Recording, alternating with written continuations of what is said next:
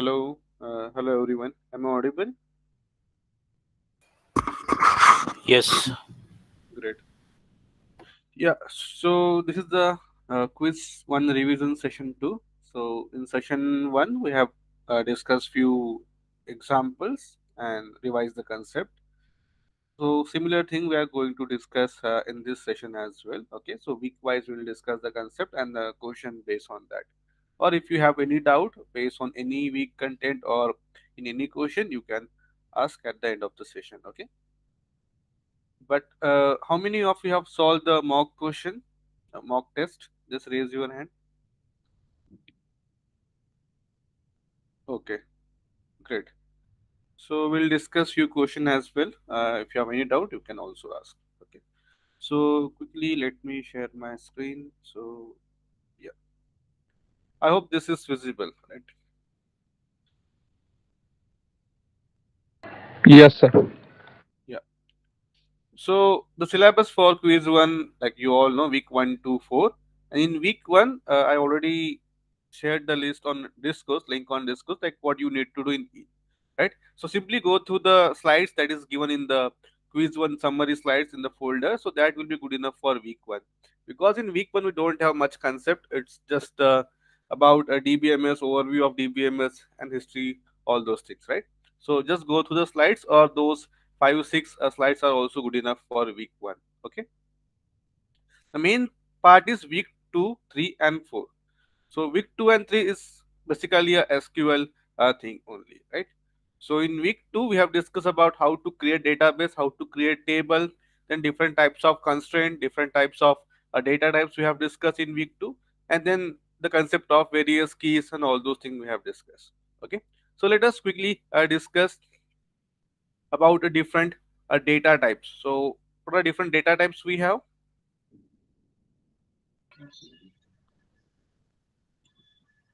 Var, Var, and var, char and. So what's the difference between char and varchar? Yes, anyone? like we used to take the character thing like when we have fixed number of like Aadhaar card or something like that. And Okay, so what this and indicate here?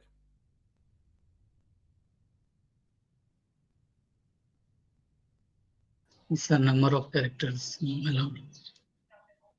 Yeah. So when I say varchar 5 and let's say char 5, so can I insert uh, let's say for example Piyush in both the data types if you apply data Yes, types in sir. this one? It's Yes. only in first one. I guess it is fixed, right? No. No, sir. No, we In both cannot you can Wait, insert. insert. So this is basically what the number of characters. It's a maximum number of characters both the data type can take, right? So maximum number of characters, right? So we cannot insert a string having more than 5 characters in that particular data type if we use this particular data type. Okay, so that's the thing for both the case. But the main difference between char and varchar. Suppose I try to insert one field for Varchar example. is alphanumeric. Both alphabets and numbers it can have. So Even both symbols. both are alphanumeric.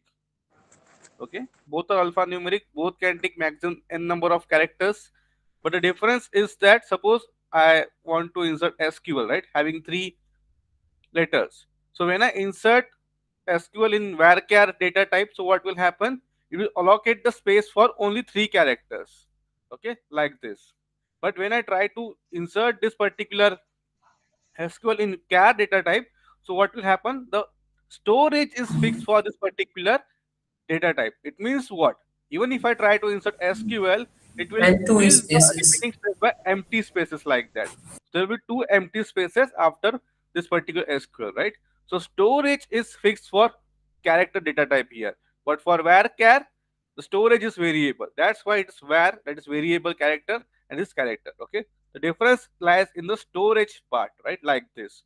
Okay. Rest everything is same. You cannot insert more than 5 characters, right? So you can insert string values or alphanumeric values in this particular data type. The difference is only in the this storage thing. Okay. So this regarding the char and varchar, rest everything is same. For this, I will suggest you to watch the tutorials of tutorial based on data type and constraint. I have discussed this thing in detail. Okay, so you can watch those tutorial. Now we have numeric a comma b. So when I say numeric 5 comma 2, right?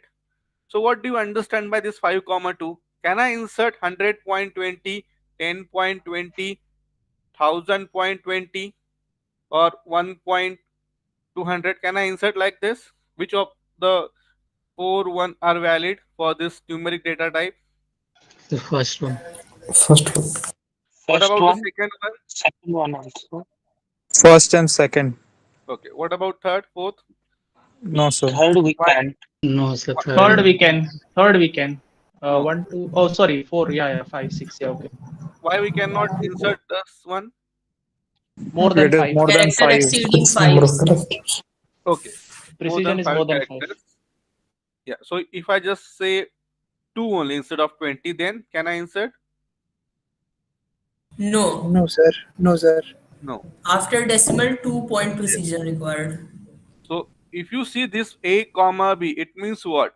In total, we can have, we say for example a numbers, but a integers, or after decimal point we can have b numbers only. For example, here 2, so any two integer we can put, or here before that 3. So this is what a maximum what we can have, but in total 5, right? So we can say this is entire a, this is b, and this is a minus b. So maximum number of integers we can put here. So 100.20, yes, we can do that. 10.20, yes. 1000.2, no, not allowed. 1.200 also not allowed, because after decimal point at most we can have 2 digits only, like this. Okay, this is about numeric 5 comma 2. So please remember, because you can expect a question like this based on constraint and data types. We'll discuss one previous year question as well in this session only. Okay, after this. So I hope these three things are clear. Varchar, char, numeric. Any doubt?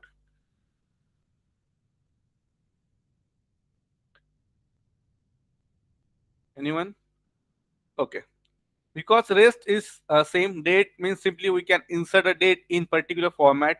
For example, y, mm, dd, or dd, mm, y format, right? So all formats are allowed in PostgreSQL, right? Or SQL.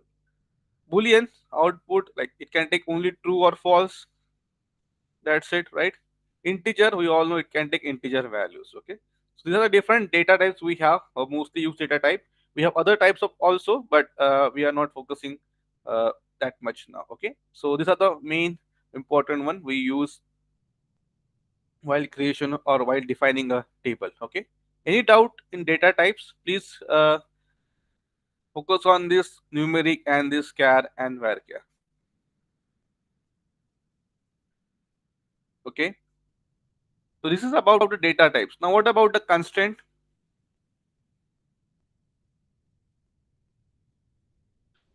Tell me about the constraint part. How many different types of constraint we have? Primary key, foreign key, not null, unique,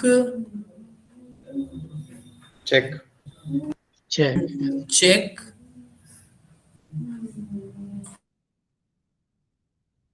Then we have unique. Then we have check constraint. Okay. So what is not null here, as name suggests? What is unique here, as name suggests? Tell me. not null means no null values are not allowed in any tuple or entry. No null values in that particular column, right? So we are applying this constraint on that particular attribute, or we can say column, right? What about unique? So all the values must be All the unique, values must be unique. or we can say distinct. Same thing. All values are unique. Check constraint is what? We can check a specific thing like salary greater than 1,000 or something like that. Yeah. So if you want to restrict some particular column, let's say for example, like salary, right? So if you want to restrict a particular column to take some values, for example, I want to restrict this particular column. So salary cannot be negative, right? So I can put a check constraint here, check salary greater than 0. So whenever this condition is true, then only we are going to insert the value. To insert the value, so it will throw an error that check constant is violated, right? Same thing in the case of age column. If I put the check constant age greater than 18, so only for those people who satisfy this particular condition or age greater than 18, you can insert the value. Okay, so same thing here. Based on this condition, if the condition is true, then only we can insert the values in that particular column, okay, or attribute, we can say. That is what a check constant is. So these three things are clear: not null, unique, check. Now what about primary key? Yes, tell me.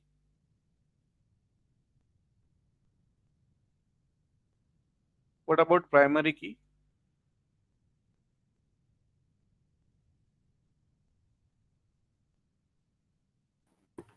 Sir, it is not null and unique. Yeah. So when we say some particular attribute or composite attribute as a primary key, so automatically not null plus unique constraint is applicable to that. Okay. So not null plus unique constraint is applicable to that. But what do you understand by primary key here? This is the part of constraint. But what is primary key? Primary key is used to like identify a particular row in the table or relation. Identify. Sir, a primary key Unique. uniquely identifies a tuple in relation. Yeah. Each row, or we can say tuple in a relation or a table, right? So it is used to uniquely identify. Okay. So uniquely identify each row or tuple in a table. So why uniquely? Because this primary key is unique, right? We cannot have a duplicate value inside the primary key. For example, if we talk our your student ID or roll number is basically a primary key, right? In a student relation. So your roll number is unique, right? So two students cannot have the same roll number. So here we are defining that as Sir, a primary key. Yes. sir, your voice is breaking in between. Is it only for me or for everyone? I just want to ask. It is, but very little. So I think, sir, you can. Okay. Uh, now it's fine, right? Yeah, it's fine. Like it's Yes, very sir, now little it's fine. disturbance. Okay, okay, yeah. So what about foreign key then? Sir, so unique value also contains the unique data only, right? Yeah, when we apply unique constraint, unique constraint, then we can only take the unique value. Duplicates are not allowed in that. Yeah. No, I am saying with respect of this primary key and unique key difference between primary key and unique key. So when I say unique constraint, so only unique value should we can insert, but nulls are also allowed, right? So for example, I am saying name is unique. I am applying unique constraint to this particular column name, but I can insert a null. Means I cannot like I can keep this field empty as well. That is basically a null, right? But that is not the case in the case of primary key. There must be some value and it should be unique. So in unique column, sir, can we enter multiple null Yes, value? yes, because null is not any value. It's Any it, values, okay, it yeah. does not exist, right? Right, sir. Yeah. Okay. Null is not any value. We cannot compare null with any other thing. We can only check whether the value is null or not. So we use this one is null or not in our SQL, right? We cannot compare null with any other value because it simply does not exist. Okay. Okay, sir. Okay. What about a foreign key? Foreign key is primary key in another table, and we are referencing it in our current working table. Yeah. So referencing part is correct, but it's not the case that it should be a primary key only. Okay. So we can make any other attribute as a foreign key also, but the condition is that it must be unique, right? It must be unique. In general, we make a primary key of one table referencing to another table, that is basically a foreign key, but we can make any other attribute also act as a foreign key, but that attribute must have a unique constraint. Okay. Sir, unique only or unique plus not null? No, unique plus not null is basically for primary key. You Okay. want to make any attribute as a foreign key, so either it must have it must be unique constraint. It must have unique constraint, right? It's not like that a primary table should be a referencing for another table. No, you can make any other attribute as a foreign key, but it must be unique. So for example, we have student table, right? So roll number, let's say it's primary key. Name we have, let's say it's unique constraint, right? And then we have some other attribute, age, all those things. Then we have course table, for example, course, and here we have course name, course ID, and let's say here roll number. So here we are defining a primary key, but I want to make this roll number as a foreign key referencing to the student primary key. Okay, so this is fine, we can do that. This is what mostly we do. Primary key of one table is basically referencing that is the foreign key of another table. So we can do that. But suppose instead of roll number, if I want to make any other attribute as a foreign key here, in that scenario, that attribute must have unique constraint. For example, here name is unique, right? So I can make name as a foreign key referencing to this particular thing. Okay, that's the concept here we can say, but it must be unique, right? It's not like that it should be a primary key only. It depends on our requirement or case study, but yeah, so remember this point. It must be a unique constant. It must have unique constant, right? So whatever the field or attribute we are referencing, that must have unique. But here in this case, it depends on what constraint we are putting. It can be a unique, it can be null as well. So please read the question carefully, which attribute we are referencing.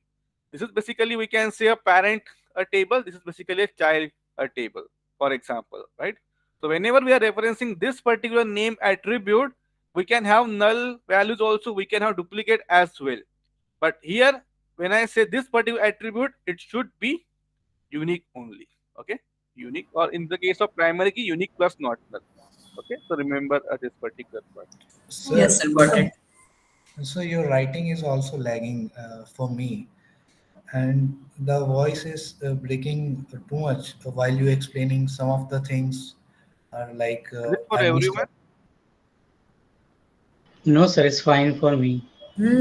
Fine for me also. A little bit of lag is there, but it's not too much. No, And no, the lag is okay, but the It may be things because of your network, you are so Yeah, please explaining, can. you can I check your missed out some connection of the sometimes. thing like while he was Abhinav, saying you that. can try rejoining again. Okay, maybe. I retried twice, but the problem is same. Okay. Okay, I hope this thing is clear about data types and constraint, right? So foreign keys are also not null, right? No, if it depends. See, again, I'm saying it depends. So whenever we are saying this as a foreign key, it depends on what constraint we are putting here. So if I, while creation of this course table, if I put it's a not null, then I cannot insert a null value. While creation of this course table, if I put the unique constraint, then I cannot have a duplicate value here. But if you see here, if this we are referencing as a foreign key, then this must be unique. It can take null value also. Okay, it depends. But if I make a primary key of one table referencing to another table as a foreign key, then that primary key is basically will not take not null and duplicate, right? So that's the case. So you have to see what is given in the question. Okay, sir. So why we are doing like that here, not null plus unique, while making a relation here? So here you must have studied in week 4 about one to one, many to many, one to many, that kind of thing, right? So by defining this particular thing here, we can make those table like that. Okay, so if you put unique and unique here, it means what? I can have one to one relation between these two table like that, right? Because I cannot have one to many, because there is no we cannot have duplicate value for the same field here, right? That is the case here. So based on that, we can create, we can give the constraint to this particular attribute. yes, sir. Okay. So if you understand whatever we have discussed up till now, tell me the answer for this particular question.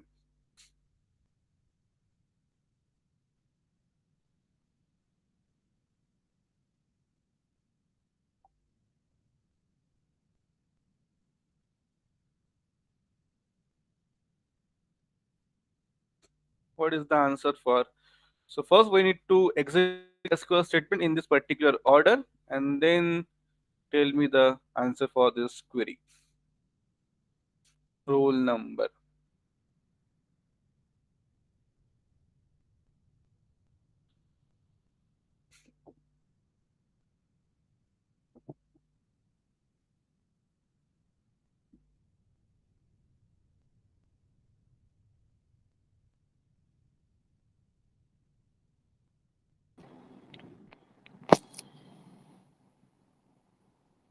So is it one, two, three, Error. four, five? One Uh, 135. Sir, there is error because Asim is twice going there, and name have unique constraint. No, that is fine. But see which of the SQL statement in the given order we can execute successfully. Okay. Then at the last, you have to tell me the output of this. If we cannot insert, Okay. then we can go to a next insert statement like that. Okay. So 1345. Sir, 135. 135. Is this correct? One, yes. 1235. I guess. Yes, one, two, three. one, two, Then three. four. Five. Yeah, one, two, three only. Yeah. Okay, we got 135, 123, 1235. Any other option?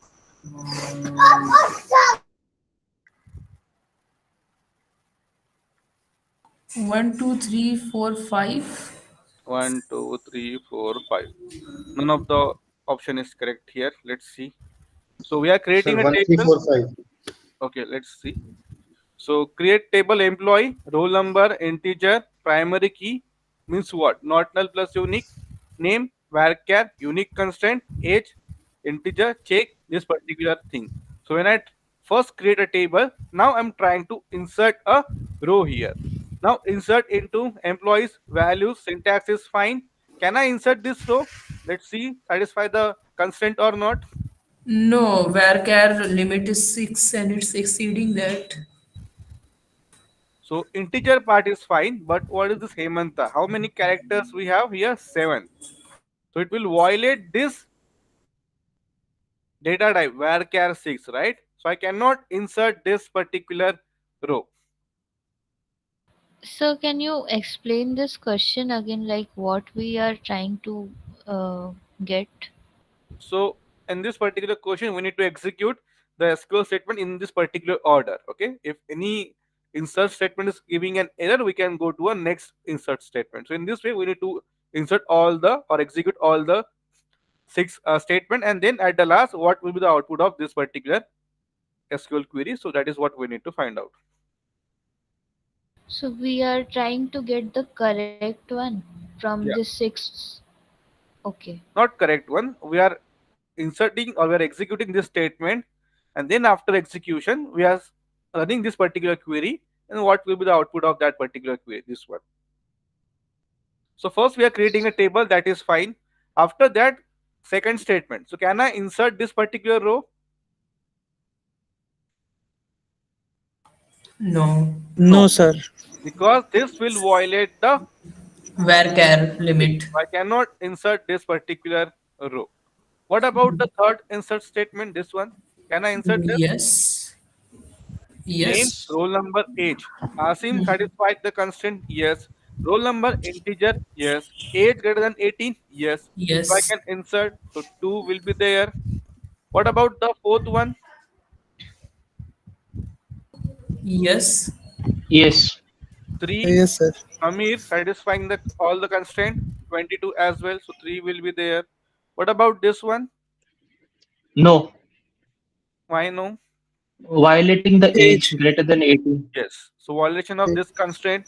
We cannot insert this one. What about this one? 6th. Yes. Yes. Why no. no? I Asim, Asim. Yeah, Yes. more. Asim is unique. Asim is repeating. Yes, Oh, already we have okay. inserted Repeating. this Okay, fine. particular Fine. row, but it is having the unique constraint, right? So I cannot insert this particular row. So answer Yes. is in the output just 2 and 3. Okay. So see, we have just discussed this same concept just 5 minutes back, and none of you got the correct answer here, right? So, but the statements are like 1, 2, 3, 4, 5, 6. So why Hmm. we are getting 2 and 3? No, no. Here we are asking for the output of this SQL query. So select roll number from employee. So when I insert this particular statement, in that it will be like this. So 2 Asim 21, 3 Samir 22. So this is the table employee after execution of this particular queries. And then we are running this particular query on this table employee. So if you see roll number 2 and 3 will be the output, right? Okay, okay. Yeah. Got it. Okay. So please see what constraint we are uh, giving to this particular table, and then accordingly we are inserting this particular thing. It may happen that in one of the SQL statement there can be syntax error as well. We may not give this values part also, so you have to look for that as well. Okay. Yes, sir.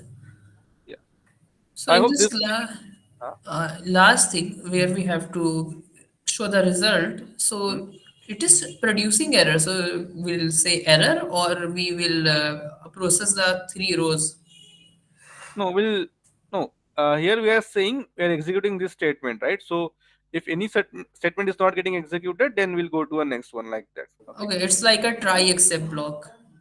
We can say. So this was, I think, uh, yeah, MCQ question, and the answer is given like that. So I have not mentioned the option here, so that's why. But when I give the option, then it will be easier to eliminate the answer, right? So that's why here you can see roll number 2 and 3, right? In the option, we have not mentioned any error thing. So this is about the question number 8. So yeah, wait a minute. Do you have any other question in mock based on this? No. Okay. If you understand whatever we have discussed, so just tell me the answer for this one. Same thing, similar type of question.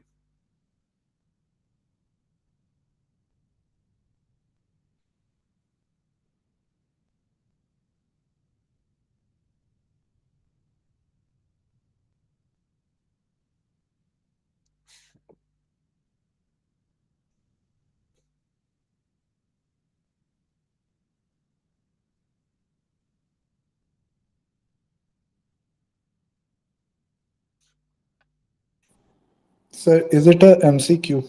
Yes, MSQ, multiple answers are correct.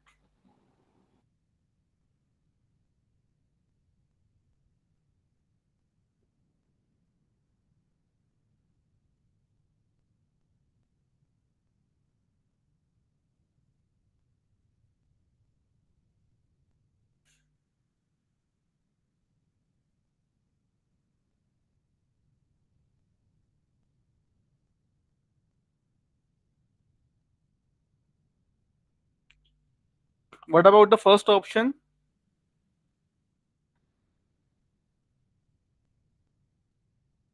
It's correct. First is Sir, correct, correct. sir. So roll number, yes, name Rakesh, okay, department, CS, semester, okay, satisfying the data type, but semester in, yes, winter is there, so we can insert this option number A. What about B?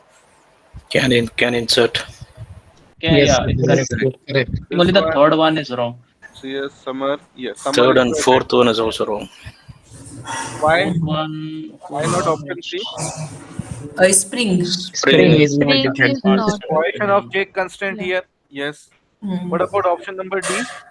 Syntax Some value is values. not there. Syntax error Oh value. yeah. Value. Values is not present, right? So if I put the values, then I guess this one is also we can. Yes. So option A and B are the correct here. Okay. So simple question. If you understand how this data types and constraints are working, then you can easily answer this type of question. Okay. Okay. Great.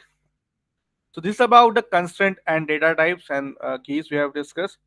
And I hope everyone knows how to create the table. So simply create table name, and then we give attribute, constraint, all those things, right? Hmm. Yes, sir. Now the concept what we discussed based on the keys. Now solve this question. Already discussed primary key and foreign key concept. Is this visible? Entire question. Yes, sir. Yes, sir. Yeah. So other. Last option is none of the above. So here we have SQL query. We are creating one table. Then with respect to above query, which constant does the table person violates? So here we have three constant, not the primary key, foreign key.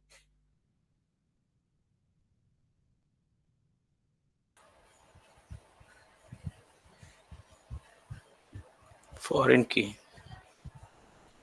Okay. So first one is not null. What about name? Do we have any null values? No.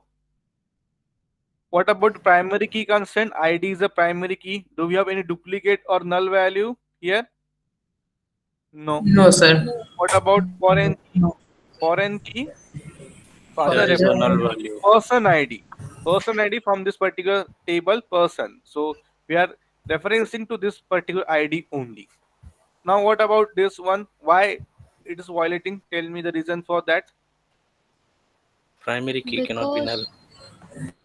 Because Sir, No, because we cannot determine any reference, ID from this null value. no, because we are referencing from primary key and it can't be null. no. sir, this reference is not correct. Like it's referencing We ID, are but ID referencing to the values are same not table. matching. No, from same table we can do that. No, Okay. it's not matching here. It's like Huh. first tuple should be P001. It is not there. Then the second No, no, getting matching is not. P00. No, that is fine. We are saying that father is a foreign key, but we are referring in the same person's table only. Yes, yes. Foreign key cannot be null, sir. No, here we can see this father. We don't have any constraint here. We can have null. We can have duplicate value as well. We are talking about this particular column, na? Because the table we are referencing from does Huh? not contain null and we are having null in the foreign key. No, this is will happen when you can compare, but you cannot compare the null value, right? So you can have null value in this particular column. So how this concept of foreign key works? So tell me why we require this foreign key. What's the purpose of this? Sir, to Let me avoid Reference any a foreign table. okay. orphan data or Yeah. To join two tables. Okay. So do you understand this particular example, student and course? So let's say, for example, we have name. Here we are talking about course name CID, and let's say here we have not primary key, roll number, right? So here we have roll number. So this is the primary key of student table. We are referencing to this roll number. Now this roll number is a foreign key, okay, in the course name. Now see how the concept of foreign key is. I cannot insert a record of any student whose detail is not present in my parents table, the student table. For example, if I say I have this roll number 21F1, 21F2, 21F3, so I can only insert a detail of these three students in the course table because I don't have, suppose if I want to insert 21F5 in this course name, I cannot insert because it will violate the foreign key constraint. Now when this error will come, violation of foreign key. So what we are doing here, if we try to insert any row in this course table, we are checking whether this field is present in this roll number or not. So 21F5 is present in this particular roll number or not, but it is not present, right? We just have three fields here, so it will throw an error. I can insert information about 21F2. If I try to insert a row, yes, I can insert because 21F2 is present. So whenever we are inserting a row in this particular course table, what is going to happen? We are going to check whether the corresponding value for this particular attribute is present in this roll number or not. Okay, that is how we are maintaining the referential integrity. I hope you have uh, know this Yes, sir. particular Got it. slides, right? That is what referential integrity is.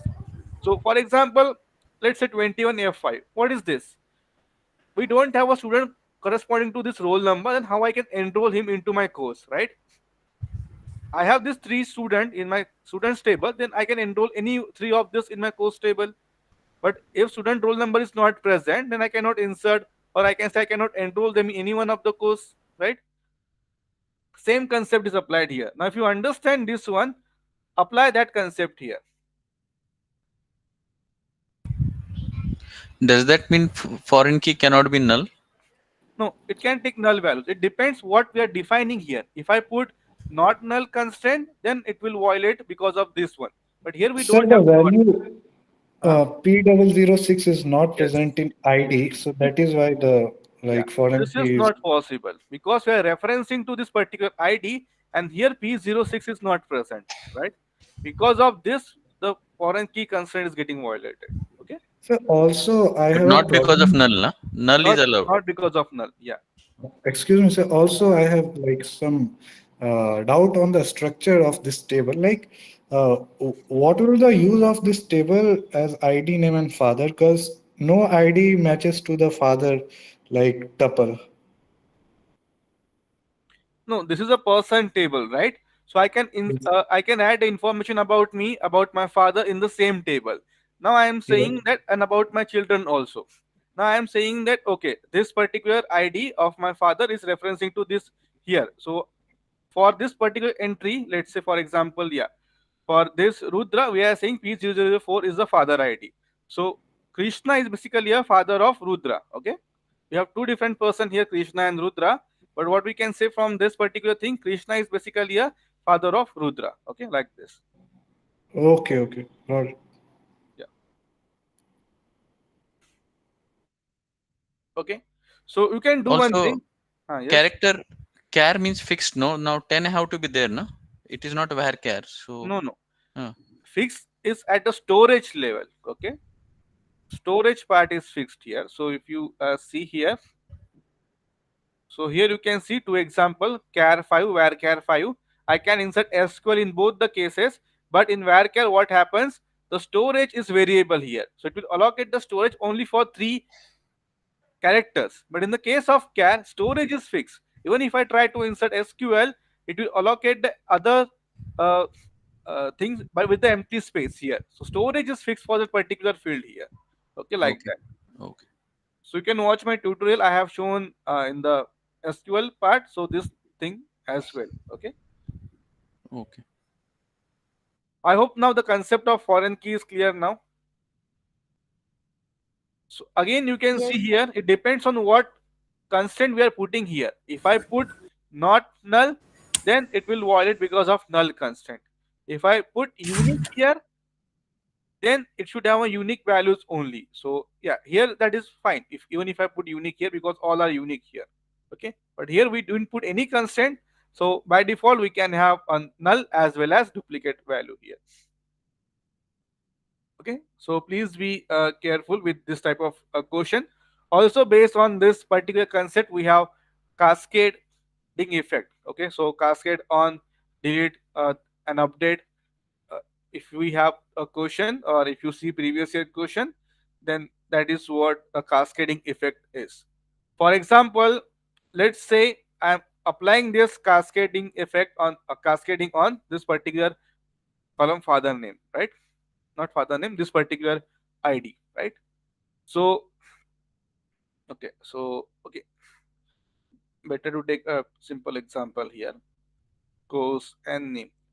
So for example, let's have this three. What happened? Yeah. So 21 F1, 21 F2, 21 F3. Okay. Then we have this student table. Let's say only roll number we are saying. And here we have course table. Okay. Course table for example. And then we are inserting the values for 21 F1, 21 F2. Let's say multiple courses. Student can enroll in multiple courses like that. Okay. 21 F3. Now see, this is what we can have based on the foreign key. But what cascading is? What will happen if I delete the information of this 21F1 from the student table? In that scenario, what will happen? If I delete this 21F1, then what should happen ideally? All the information of this particular student from others table should get deleted, right? Yes, sir. Here, yes, sir. here. Now this is what cascading effect is. Cascade on delete, right? So whenever I'm deleting this particular row from student table, then the rows from this course table corresponding to that particular ID should get deleted. Okay, that's what cascade on delete is. So because otherwise what happens, I am deleting the row from the student table, but if you see here, we have the rows corresponding to this roll number and we don't have any roll number here, right? So that is the case here. So it should not happen. So that is why we use the cascade on or cascading effect here. Okay, and also we cannot delete this entry directly from student table. It will throw an error because it will database will say you already have corresponding rows in other table like that. So first you need to delete this rows from the course table and then you can delete this row from the student table. Okay, this is how you can see. Okay, so cascade on delete, and you cannot delete directly this entry from student table because corresponding entry is present in the course table. So first you need to delete this one and then you can delete this one. Okay, or else you But should use cascade on delete option. Okay, okay. If it so is off, cascade on delete, if it is not applied, then can we delete directly from no, the foreign key reference? no, then you cannot delete directly here. First you need to remove all the corresponding entries, then only you can remove. Okay, And if it is applied, then automatically if you remove this, all the rows will get removed corresponding. okay, if it is applied, then I can delete from the reference and I mean the table from the foreign key is referencing this student table and Yes, courses table will automatically update that. yes. Okay. So you can see any previous year question. If you come across, then you can apply that concept. Okay, on cascade delete.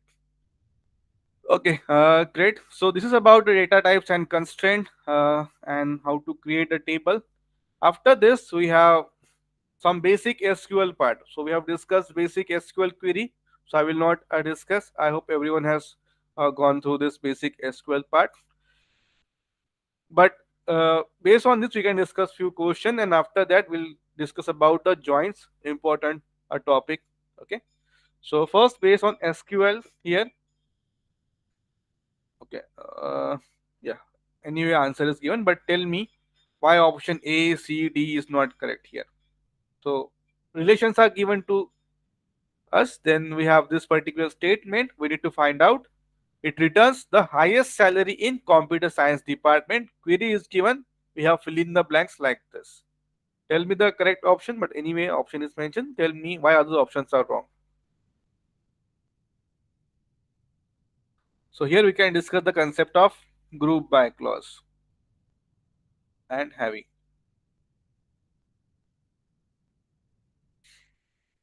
So first one was wrong because with group by whatever we are putting, it should also come with in select. Yeah, But that okay. That is the case when Second one. we are Sir, using. B is correct, sir. Yeah. So yeah. So why about so first thing about the first option, right? So you said that there must be some attribute here, right? So that is not the case.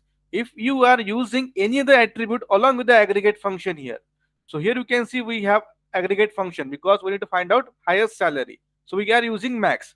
So along with aggregate function, if you are using any other attribute, for example, let's say department ID, right?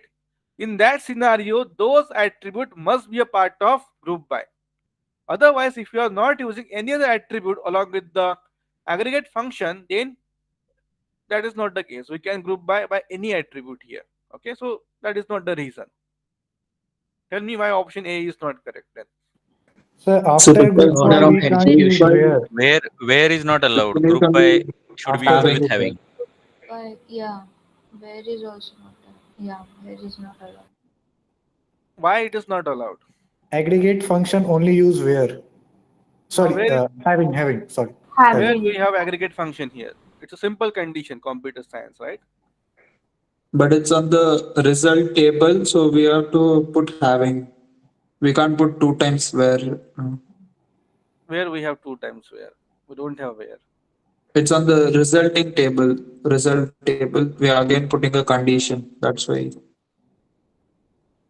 No. Tell me the reason why option A is not correct. Where Uh, filter Where we use it will filter before we do group by. Yes. So Yeah, it is having correct. it is after group by. So Yes. whenever we are using where clause, it must be before group by clause here. Okay. So B is group by basically, but we have to, if we are using where clause, then it must be before group by clause. So if I put this line before group by, then option A will be correct. Okay. If I put this entire Okay, sir. line before a group by here, then in that case option A will be correct. Okay. But here we have mentioned after group by clause. So we cannot use where after group by clause. We can use having there. Okay. So that's why option B is correct. Now someone said for aggregate function, right? So whenever I say where, let's say for example salary greater than, let's say, average salary, right? So I cannot use aggregate function inside the where clause, right? If I am using a condition based on aggregate function, for that purpose I need to use having clause only, having salary greater than average salary, that thing Sir, only. even if we don't use the group by clause, we can use having clause for aggregate function. Is it correct? uh See, I think it will throw an error. Yeah, so group by is required for having, or you can try. I don't remember, but yeah, it may work. So Let's discuss now, this. Yeah, it may work without group by as well. Yeah. sir, if there is no the last line in the question, if the C part is removed, so then there will be two answers for this question, right? If C part is removed, Yes, sir. no, So then B can be either group by or order by. no. We want for computer science department, na? So we need to apply that condition. And order by Uh, always comes and- last. You can't use it earlier. After order by only limit, vimit, and all will come. Yeah, but here we don't record order by here as well, right? Because if you see the problem statement, we need to use group by thing here, right? I'm asking generally, sir, like if there is no the condition given, Uh, so the B part can be order by also and group by also. yeah, but we will Yes. not get the required thing in this case. No, there is Required. no specific question or condition like Okay, that. yeah, then we can use order by group by also, not an issue. But here max thing should not be there, okay? Because anyway there is only one row will be there inside this aggregate function, only one row, right? So even if you apply group order by, doesn't make any sense, right? So even if there is no aggregate function, then you can use group by order by, doesn't matter, okay? Okay, yes, yes. Yeah. So A part will not be there. So that's why C and D are not correct. B is the correct. And yes, A is not correct because where clause should be present before the group by. Okay. So this is about the having and group by. Why we are using having in where we cannot use any condition based on aggregate function here. So we required having clause there. Okay. So this is the one thing. Also, tell me the order of execution of SQL clauses. So order of execution, very very important. So we have different thing. We have select, we have from, we have where, we have group by, we have order by. So which will execute first at the From. database engine level? From. Yeah. So first from clause will From. execute, right? So we are going to that particular table. It can be output of the query, it can be a output of join, but we are going to that particular table first. After from, then Select. Where Where? group by. where, right? So Okay. after that we're Group applying by a condition where. After where, Group by. group by having select. Or aggregation, we can say. group by, then we have having. Then select After this, order. select, and after selection, then we are sorting it, right? So it will be order by like that. Okay, order by, then we have limit and offset. Where will max feature in this? Max is an aggregate function. So if you want to apply a condition, you can use having clause, or inside select clause you can use max, right? So max is basically aggregate function. No, no. Here we are talking I'm about just saying, No, no. If he's asking max as operation, it will happen yeah, with group by. yeah, Together with group by. it should happen with group by, is it? Okay, okay. yeah. So you figure out the table, you filter it, then you do the max. Okay, fine. Yeah. So first we go to table, we apply some filtering condition. If it is there, then we group by based on if we have aggregate function. Then we apply some condition based on the having on aggregate function. Then we select the tuples and then we sort it down. Okay, order by then limit or offset. It depends. Okay, this is the order of execution of SQL clauses. Important concept for all the exams or even in interview as well. Okay, so remember this point. So can we use where for aggregates?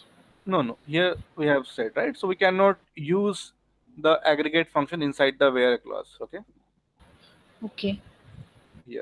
So that is also a reason for first option not is not correct. No, no. Here we are not using aggregate function. So here where we're applying the condition, right? Inside the condition, this thing should not present aggregate function, right?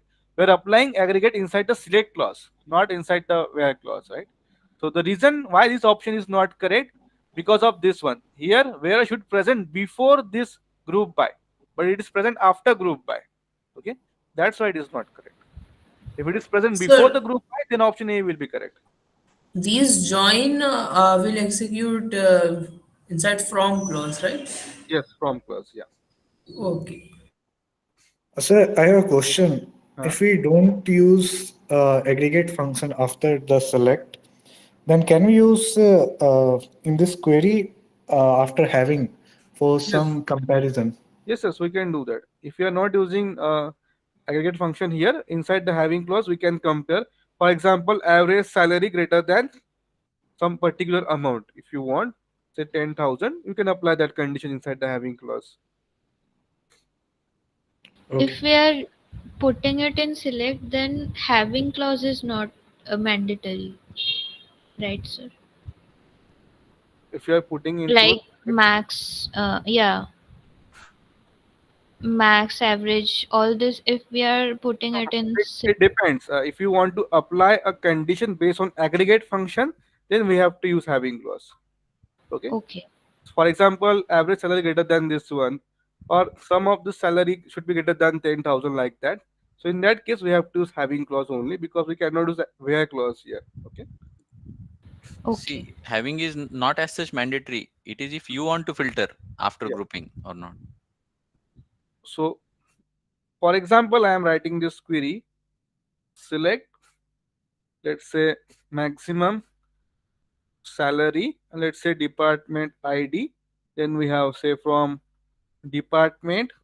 Then we have say group by. Now here I have to group by department ID because along with aggregate function I am mentioning this particular attribute, right? Otherwise it will throw an error. So the by department ID, and then I am applying the condition having maximum salary greater than 10,000. So what I'm going to get if I didn't put the having clause here, the output of this thing will be what? In one column I will get department name and the corresponding maximum salary in that particular department. For example, let's say we have this department ID and here we have salary. Let's say maximum salary. Let's say ID, let's say CS, YUMI, DS, civil like that. And here we have 20,000, 30,000, 5,000, 15,000. So this is the output of this particular thing if we just have four department and the corresponding maximum salary. But if I want to filter this particular output based on some condition having aggregate function, for example having maximum salary greater than 10,000, in that case I will just get these three rows. I will not get this particular row in the output, right? So we're applying a condition on this particular maximum salary greater than 10,000 like that. Okay. okay, sir. If it is not based on the aggregate, if I am using some condition like department is equals to computer science or something, Yeah. then we are using where only, Yeah, right? here you can use where clause or Then we here don't. also you can do that. Yeah. Then also we have We are going to use having. No, then we having is not required. If you don't want to apply any condition based on aggregate function here, right? So having is used whenever you want to apply condition based on some aggregate function. Okay. Otherwise, we can filter Okay. using where clause only. And Uh, generally, we apply this concept along with group by only here, like that you can see. Okay. okay, sir. Got it. Okay. So Yeah. Sir, when you are discussing joins, I have two questions from AQ 2.4. yeah. If you can take. So first, based on the, I hope you have solved the question, mock test one. So tell me, okay, here we know the option D is correct. Why option A, B, C is not correct? If you understand what we have discussed just now. Okay, this is the table given to us. What is the question that will return? Okay, so table is given to us. Which query will give the this particular output?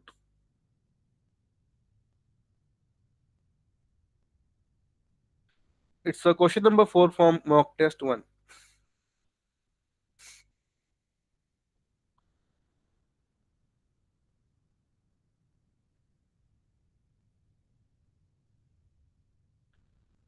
Okay, country in some score as some from student, then we are grouping by age.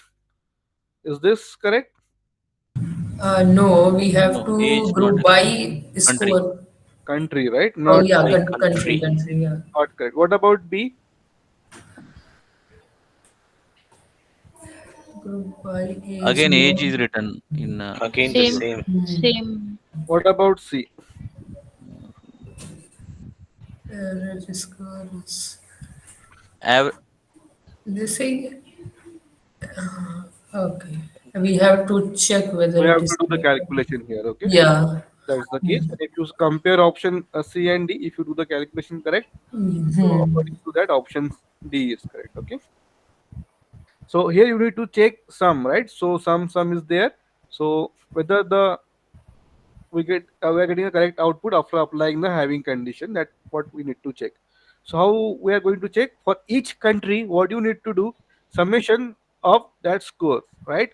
Also we have to check whether that condition is getting satisfied or not. Some score greater than 100 and average of age is greater than 12. That is what we need to check here, okay? So when we talk about the average here, average means what? For each country we are talking about. Whenever you are saying group by and having, we are talking about the each country or whatever the attribute given here. So first you can see Australia. So here we have two times the average of this 13. So 13 plus 13 divided by 2 will be 13 here, right? So average greater than 13. So you can see here option D is correct, C is not correct because this will not satisfy the condition, okay, because Australia is in the output. Similarly for Germany, average age is what? 16 plus 13 divided by 3. You can do the calculation. Around 15 is correct. Yeah. And for some score is what? So for Germany 76 plus 93 plus 84. So that sum must be greater than 100. But anyway, that is correct, right? So in this way, you need to apply the condition here. For each country we're talking about, we are doing the sum and we are doing the average. Okay. Okay, any doubt in this question? No, sir. Okay, it's fine. Now tell me what are different types of joins we have. Natural join, inner Natural join, inner join, outer cross join. join, and cross. Yeah. Inner join. Okay. First we'll discuss cross join. Then after this, Left outer join, Inner right outer, join. full outer outer join. join. Outer In that join. we have left, right, up, full, right? Left, right, full. What is natural join? Tell me. It matches the common attribute between two tables Duplicates and not present. Yeah, correct. Okay. Duplicates not present. I didn't get it. That can you repeat? Duplicate columns are not there, Okay, in the not in output, right? natural. Yeah, I mean Okay. natural join. Yeah, correct. So whenever we apply natural join, it means what? The tables will get joined automatically based on common attribute.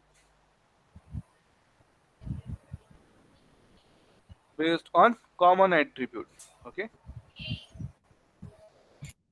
And I hope everyone knows how join happens. So we are going to match the corresponding value of one attribute with the attribute with another table like that. Okay. So automatically based on the common attribute. What about cross join? Cross The product. Cartesian. Simply a Cartesian product of two tables, and then we're applying the filtering condition based on the some condition. For example, if you want to join, then put that okay, roll number from student ID, that student dot roll number equals to course dot roll number. That thing you can do, right? So Cartesian product.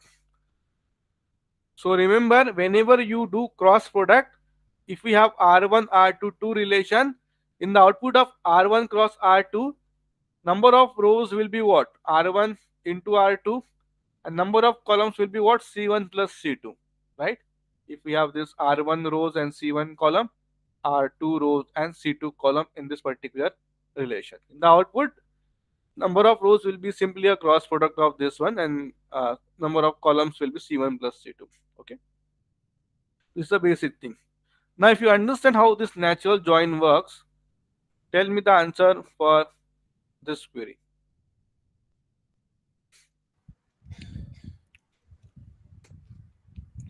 Just a small clarification. Yes.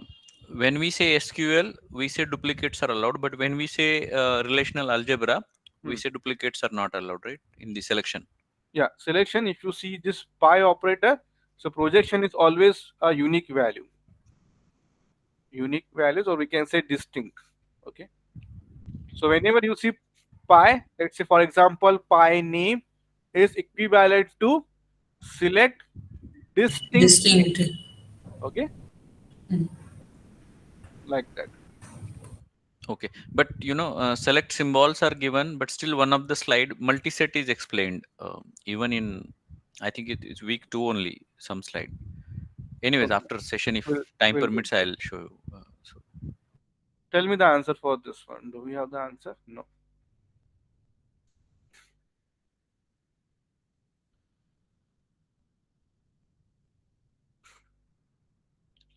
What we are doing here, select count name from.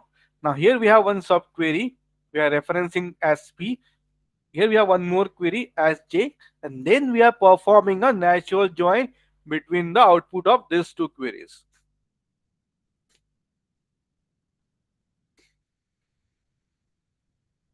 So name is the common attribute. So if you see this player ID and name from players, that's it, right? So it means what? This particular thing as P, right? Output. Yes, sir. What about J? Name and jersey number. So this will be my J, right? We have two different table here now, P and J. Now we are performing natural join. Tell me, select count name here. 6.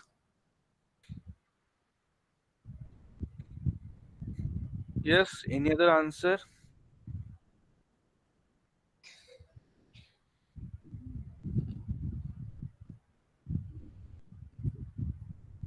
I think 6. Okay, I got one answer, 6. Any other? Yes, anyone? 5. So this is one table and this is another table. How natural join works? Based on the common attribute. Which one is common? Name. Name here. So first we are trying to match Rudra with this Rudra, but also we are trying to match this Rudra with this Rudra as well, right? So two Yes, rows sir. here. What about Advik? Advik will match with Advik this one. matches to Advik. What about Raghav? Remaining all are 1. Yeah. What about Krishna? 1. What about this Rudra now? This Rudra again will again matches to match with both this Rudra. one and this one. So plus 2. In the output we have 7 rows. Okay. So count will be what? 7. 1, 2, 3, 4, 5, and 2 duplicates, like what we are going to get because of this Rudra. So answer will be 7 here. Okay. So please try to solve this question like this. Natural join, simple concept. If you apply, you will get the answer. Okay. So one question over here. Can you please tell where we can find the recording for these classes, like the revision ones? Okay. You can check the calendar. So every week, just check the Okay, calendar, it's or you not can just there, refer sir. to this YouTube channel, our YouTube channel. All the live sessions are there on this channel. Okay. Including yesterday's class also? Yes, yes. Okay, Just okay, go sir. to Thank live section. You can see all the classes. All right, okay. Yeah. AQ 2.4 question 6. It's same natural join question only. In case if you are Okay. taking. We'll see. I will discuss afterward. Don't worry. Okay. Okay. Yeah. So joins. Yeah. What about inner join? So same thing. If you want to join two tables, it's just a difference in the syntax. How we do. So in the case of natural join, we say select then some attribute from T1. Then we have to specify the entire thing. Keyword natural join T2. This is about the natural join. In the case of inner join, what's the syntax? Text star from T1 T1 join join T2 T2 on on field F1. based on some conditions. Say T1 dot something equals to T2 dot something, right? Here you can also specify inner or without also it will work as an inner join only. In the case of outer join, same thing. Select star from T1. Now here we have three types of outer join: left, right, and full. Tell me what is left outer join? all the rows from the left table would be fetched. Okay, 50% correct. Any other definition? When they are matching from the other table, the Huh? matches will be put. If they are not matching, nulls will be put on the Yes. attributes of. So I can say if we apply left outer join, so first all the matching rows based on some condition what we applied in the on clause plus remaining rows from the left table, right? Okay, so the right one would be null if there are Yeah. nothing there. And the corresponding field for the remaining rows will be null because there is no matching thing, right? It will be null. Same thing for right outer join also. Matching rows from both the table plus remaining rows from the right table. And the corresponding values for the left table columns will be null for right outer join. What about full outer join? Remaining both tables will be Yes. taken. Matching plus remaining rows from both left and right table. Okay. And the corresponding will be a null in each of the case. Same thing. So this about the outer join here. Simple. Sir, can we Sir, perform outer join with having only one attribute in common? Outer join. Can you repeat? Having one attribute in common between Yes, both the yes. tables. We can put the condition here. Na? T1 dot attribute equals to T2 that attribute. That's it. It depends. Okay. So if you understand how that Sir, just uh, one thing. Inner joins can have repeat values, right? Unlike the natural joins. no values is different. So are you talking about the Uh, column? uh, yeah, not columns. Columns can have. No, not columns. I'm talking about if tuples will can be repeated. Yeah, tuples will be there according to the matching thing. Columns in No, the no, case of natural join will not get repeated. no. The tuples in case of inner join, I'm saying, will they be repeated? Unlike the natural join. At least that's what the impression I carried. I may be wrong. Yeah, yeah. So if you talk about the tuple, these are basically a row, right? Tuples. So this will be there in the output based on the condition. But if you talk about the column name, so if you perform natural join here, only player ID, name, and jersey number will be there, even though we have name in common. But in the case of inner join, if you simply put inner join, and here if you put on p dot name equals to j dot name, In that case, in the output there will be four columns. Okay, player ID, name, again name, jersey number, like that. Okay, so name will be two times in the case of Okay, got it. yeah.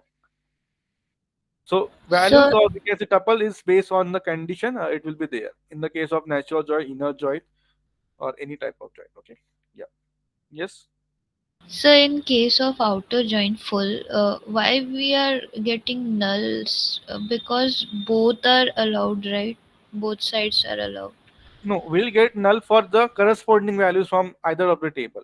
For example, I have a 21F1 in left, I'm using left outer join, and I don't have a corresponding entry for that in course table. So in the output, what will happen? 21F1, the rows from left table will be there, but the columns from the right table will be all null because I don't have corresponding values for that particular column, right? That is in the case of left outer join. Same thing happens in the case of right outer join. Okay, so in the original table only there is no corresponding value. That's why Yeah. we are getting null, Like right? that, yes. Yeah. I don't Okay, have 21 F1 in the course table, that is my right table, so that's why, like that. okay, So you can No, no, just, no, no. Her doubt is not that there are nulls in the right side table. There is no student existing in the right side table. huh. So there Uh, is no student information for this corresponding entry.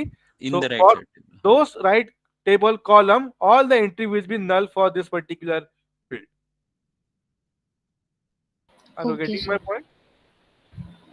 Yes, like in the original table only, there is no values in the corresponding table for 21F1. Huh. That's why we are getting null. Yeah. Is So my understanding No, right? no, that 2 and F1 row itself is not there in the course. in this course table, It's not so that here, 2 and F1 is there and other columns are null. It's not like that. Okay, so matching is not there. yeah, 21F1 Yes, is not there. Okay. yes. so for Okay. that output only it will be null. For rest, say for example 21 F2.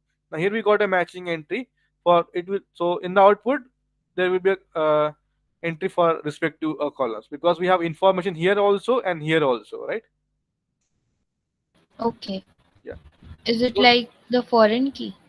no, no, not like the foreign key. So do one thing, just go to SQL editor or pgadmin, just run these different queries, right, based on the two relation.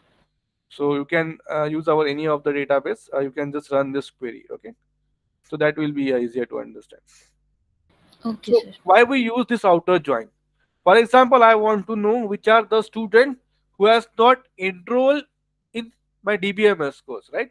So for that, what I will do, I will simply put the joining of two tables, let's say student and the DBMS course table, and I will see which course, for example, in this particular column, say course ID is null. I will apply the condition course ID is null. Means for the rows corresponding to the left table, the ID is null. It means what?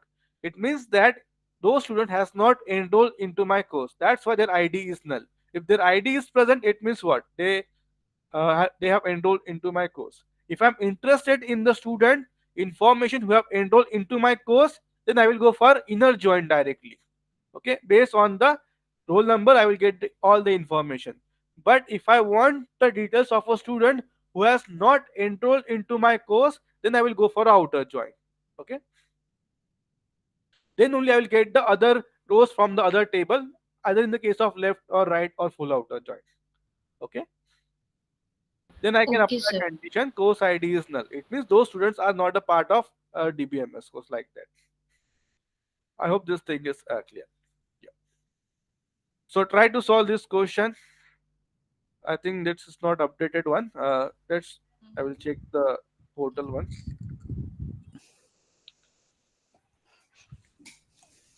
Yeah. Try to solve the question. Here we have one special note in this particular case. It's very small. Can Yes, it that's little bit zoom out? Yeah. correct. Yeah. So here we are checking the concept of all the things, right? A foreign key as well as primary key as well as this joins. Now visible. Yes. Yes, yes. So if you have attempted the mock test, you must have solved this question. But tell me the answer for this one. Let me check the updated question.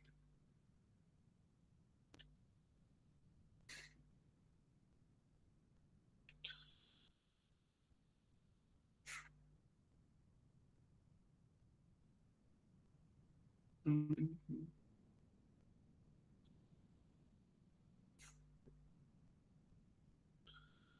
Okay, I think this one is different, I guess.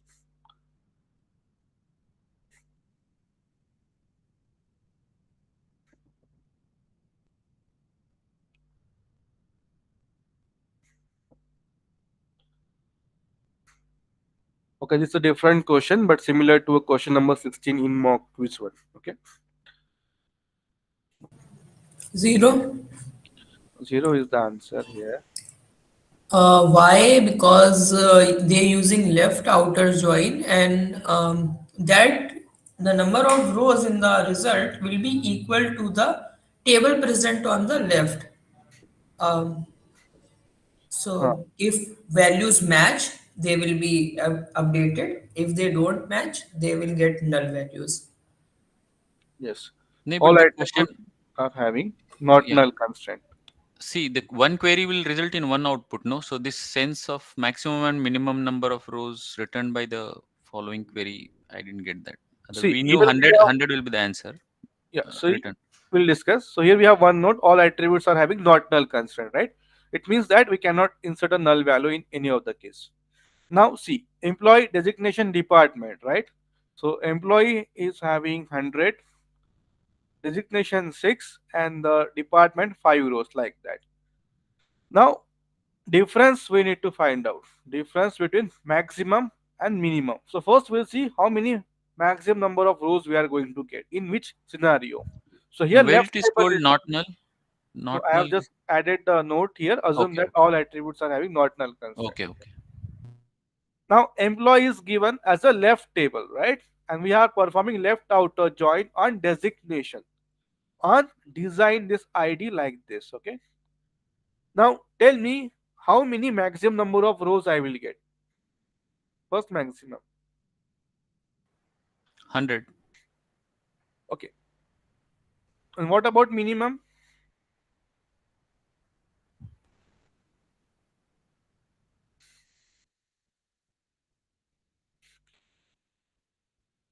Six and zero. Maximum six and minimum zero. Okay. We'll see. So see what is given to us designation ID here like that. Now what you observe this key, right? It means what? It is a primary key here, right? So this is basically a primary key. What is the constant primary key we have? All are unique, right? So if I say designation ID, let's say D1, D2, D3, D4, D5, D6, right? So we have 6 designation ID.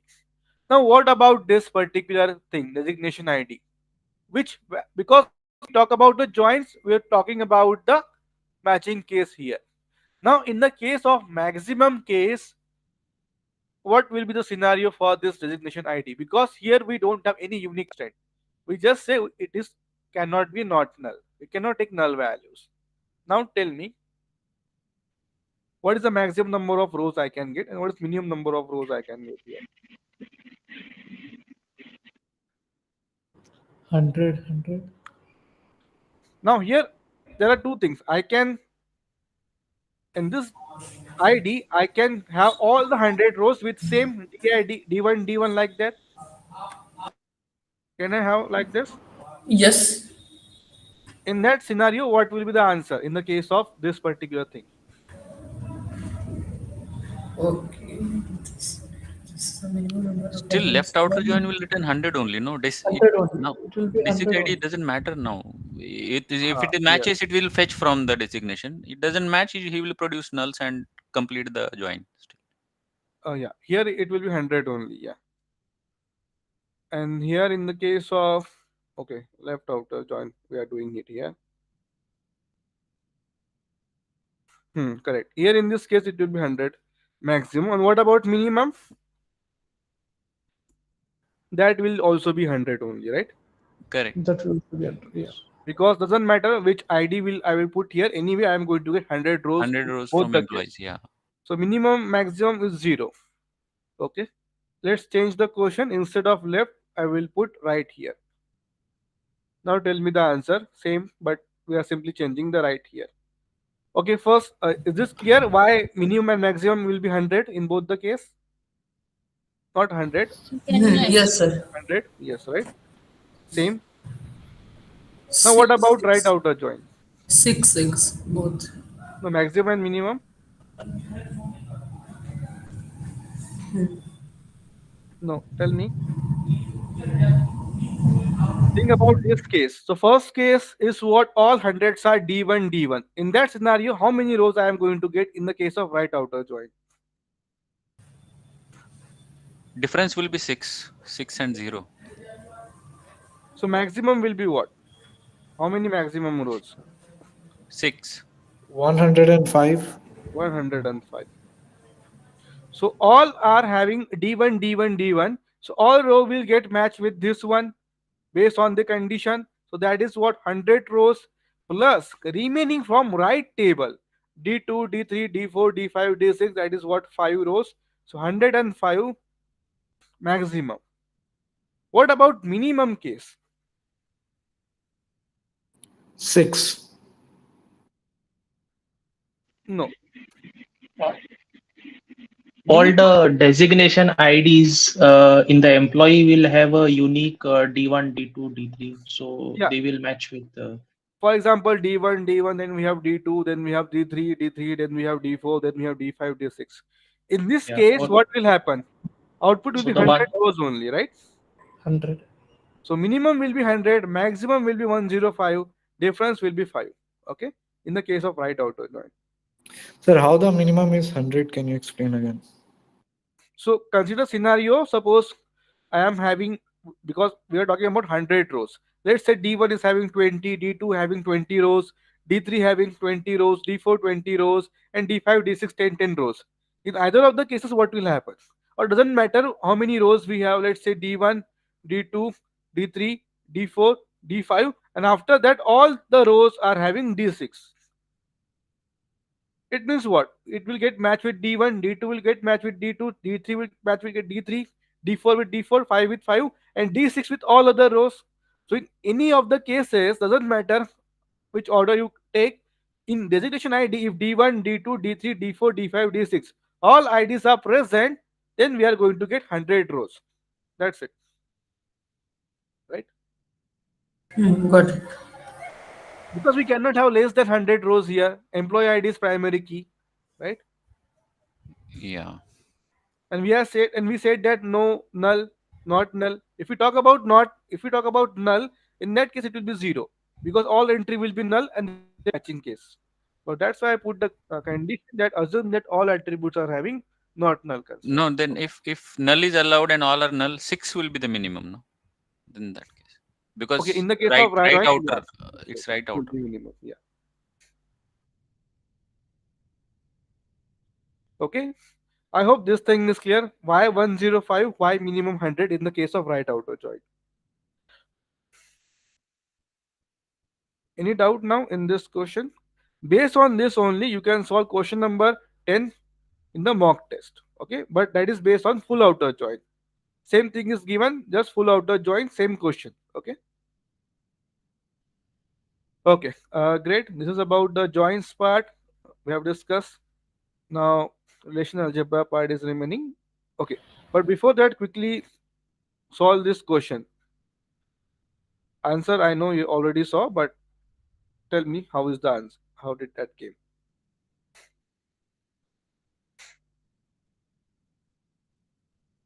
So here, see,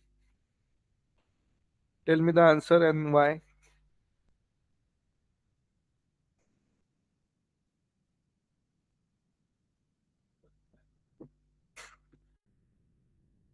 What is the output of this inner query? All biology salaries. Biology, biology. Where is biology? Only one, right? 72,000. What is the output of this one? Zero, sir. No zero. Null in the output, right? Empty, we can say. Yes. Now we got null here. We got 72,000 here. Now what about this condition and? What will happen here? This will be true for every row. True. It wouldn't matter really. Yeah. Yeah. So all the rows will get satisfied here for add condition. Now we have one more condition here. Salary greater than sum of this. Sum is only 172,000. So greater than 72,000 is what? How many rows we have? No, null is unknown, na? So this condition cannot be evaluated, no? We don't know how can be salary greater than unknown.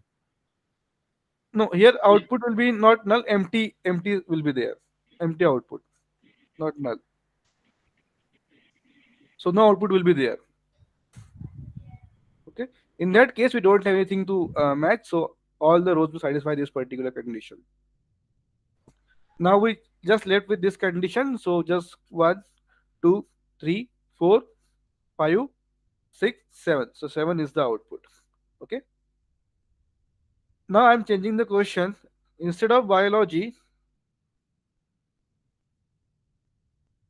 history we have.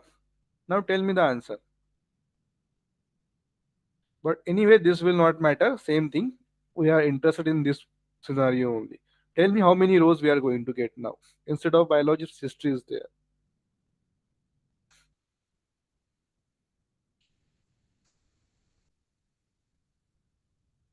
9, sir. 9. Okay. Any other answer? We got 9. 10. 10. 10. 10. 10. So output will be what? When I say history.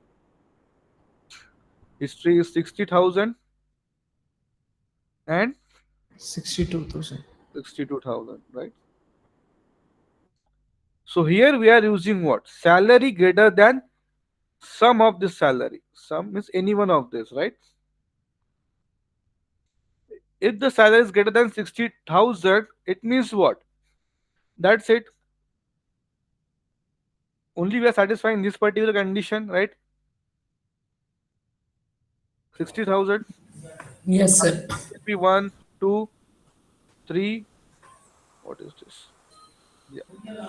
Answer will be 1, 2, 3, 4, 5, 6, 7, 8, 9, 10. 10 rows will be there.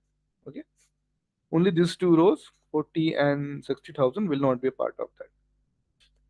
Okay. So this type of quotient, depending upon the condition given, instead of sum, then it will be all like that. In the case of all, what will be the answer?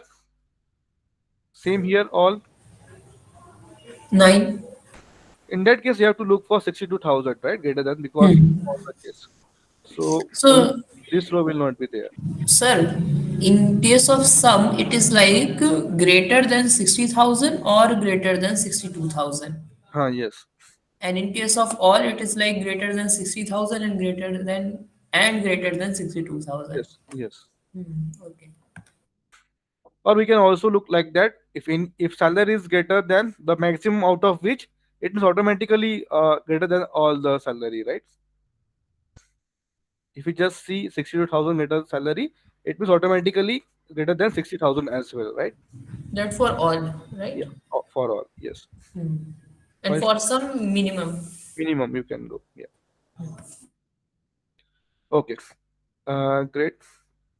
Okay, we'll skip. Now, what about relational algebra part here? So this is about week 2 and week 3 SQL part. So focus more on joins, like what we have discussed, this type of question. Then we have those data types and constraint types of question. And then based on other SQL out query, like what we have discussed just now, right? So this type of question you can expect in SQL part, also based on the yeah keys. So basically concept of constraint only. Now week 4. Week 4. Yeah. So here we have relation algebra relational calculus. In that we have TRC and DRC. Okay. So when I say relational algebra, we have some basic operators. Pi is projection. We have sigma for selection, and then we have this cross join. Then we have this natural join. We have this division operator. Okay. Now what about projection here? Yes, tell me. This is Selecting a equivalent to particular column. select operator in column. SQL. Yeah, so we are projecting some column from the table, right? So basically equivalent to we can say select here. Select operator Out from this thing. SQL. Because the output of this will be distinct values only in the relational algebra. Okay, distinct values. Now So selection it means will what? get a tuple, right? Sorry, It will get a tuple, right? Or tuples. distinct value. No, distinct tuples from the value. Yeah, distinct tuples also we can write. Yeah. Now here sigma selection, so equivalent to where whatever the condition we put. So same thing we can apply inside the selection thing here. Cross join, natural join, and division operator. So simple division operator means what? See here, I have these two things, A and B. Do we have any question? So Yeah, sigma is like select a star now. sigma. Sorry, Select a star. Sigma is like no, no. In because in algebra, sigma we select tuples. no. Selection is what here we are applying the filtering condition inside the relation algebra here. So whenever I write this query here,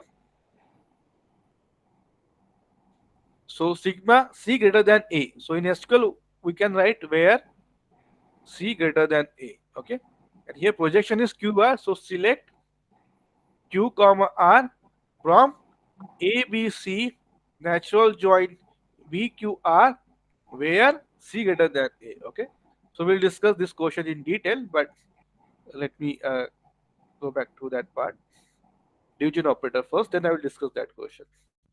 So this is about the division operator. So what do you understand by division operator? Just tell me. We have a tutorial on this.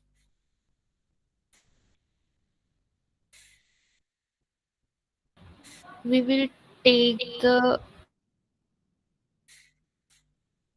common values. Yeah. So whenever I say A, B divided by A, just like that. So we are looking for those values of B1 satisfying all the values of this particular table R2. So whenever we say for all thing, right? So for all the values of this particular, or we can say for all the rows of this particular table, we want to find out some field or output in the other table, we can go for a division operator. So for all the things, okay. Now here you can see if I divide this one R1 divided by R2. So what about B1? Is B1 is corresponding to A1, A2, A3 in this table? Do we Yes. have? We have A1. Where is A2? Do we have A3? Yes. So in the output, it will be B1. What about B2? Do we have corresponding rows for all the three values here? No. No. Yes. No, sir. No. No, no, For no. A2, A1 is there. For B2, A3 is there. But for Photo is missing. A2, we don't have corresponding value for that. So for all the values of this R2, we must have a corresponding values in this particular table. Then only we can project it, right? So here we can see we cannot add B2. What about other value, that is B3? No. No. And we don't have any other unique value. That's it. Output will be B1 only. So that is the case here, right? So simple, we have to check for all the values of R2 satisfying the condition. Like there should be some values corresponding to that particular value. Then we can project those things, right? So that is simple division operator. For this, I will recommend you to watch the tutorial. Very important one. Okay. In that, we have discussed this thing in detail. So, but just remember this particular example. Based on that, you can solve the questions. Okay, that's it. So if we have one more column, let's say C, in that scenario, B and C will get projected, right? For that particular column. Okay. But for combination of that B and C, you need to check. So please watch the tutorial. In that we have discussed different types of example. Okay. And very important, if you see any exam, let's say UGC NET or even GATE exam, they are asking question based on this one. Okay. Now this is about the division operator. Now try to answer this question. What will be the number of tuples fetched by this query? After this, I will write the equivalent SQL query for this. I will just come back in 2 minutes. So please try to solve this question till then. Okay.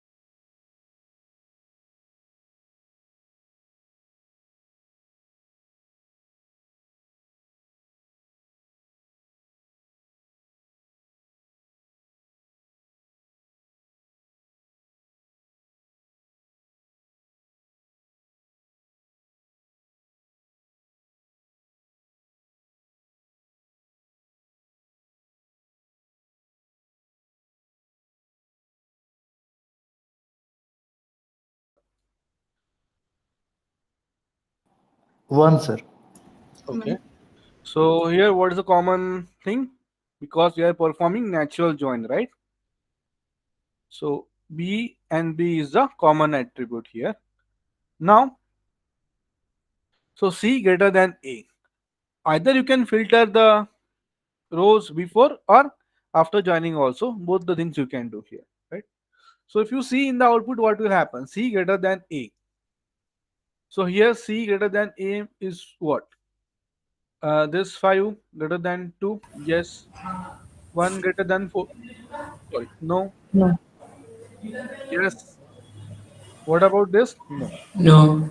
Just two rows, right? This one. Corresponding value is 3 and 1. Now we are going to match with this BQR. So B, okay. Where is 3? There's no three. No 3. Okay. 3. No, 3. Then we have 1. So 1 will get matched with this one. So that's in 1. the output.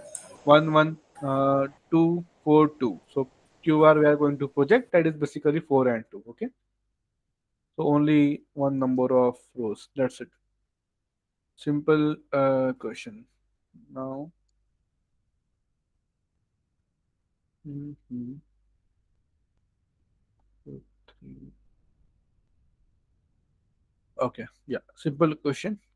In some of the case, you can see in some previous year question, we have two attributes here like that. So, for example, A, B, C, and C, for example, B, C are like that.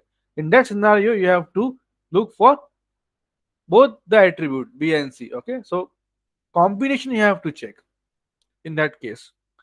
So for combination, we are going to map that one. Okay, so based on this, we are going to map the, we are going to join the table. Okay, Like we will check for 3 and 5 together. yes, 3 The and 5 second one. together. Yeah, Okay. if we have C as well here, no, right? So 2, 3. Yes, yes. So let's say, for example, this is AB. Okay, so instead of, we are doing it A. So now if you see AB and this AB is common, right?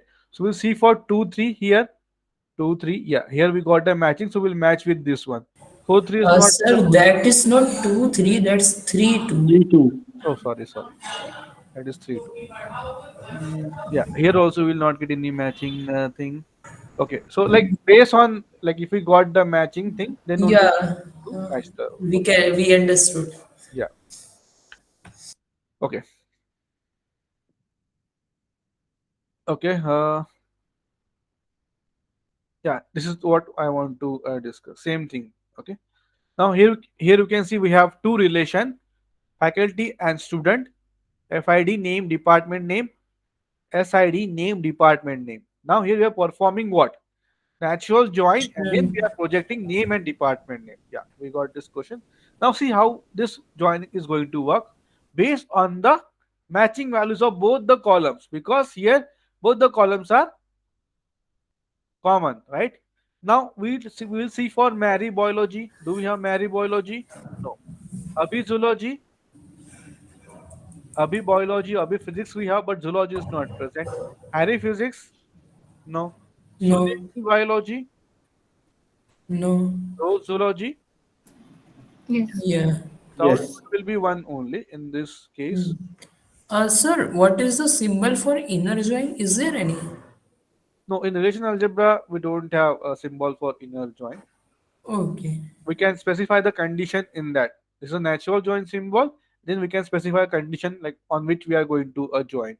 Or simply Okay. inner join is basically what we are performing cross product. Then we are applying some condition inside selection. Okay, Okay, got it. we don't have those things. But in the case of outer join, right? We have a symbols in relational algebra. So this is basically natural join. If I extend this one like this will become inner, sorry, left outer join. Natural join with extension on this side like this. So that will be a right Right outer outer join, join. and this will be a full outer join. Full Okay. out. Okay. But whenever we are going to use this symbol, we are going to put a note here that this symbol indicate this particular join. Okay. So don't worry about these three cases. Got it. Yeah. Now tell me, suppose if I just change the name here, so it will be a student name, S department. Tell me the output now. Instead of name, S name. Instead of department underscore name, S department underscore name. Error? Zero. Zero. Zero. 0. But No, no column are Means matched. no output, basically. no, not correct. So one important 25. yes, one important note there. In the case of natural join, if we don't have any common attribute, if common attributes are not present, if common attributes are not present, it will work like Cartesian product. It will perform cross join, or we can say Cartesian product. Okay, so in this case, we don't have any common attribute, even though we have a matching values. So output will be 25. Okay,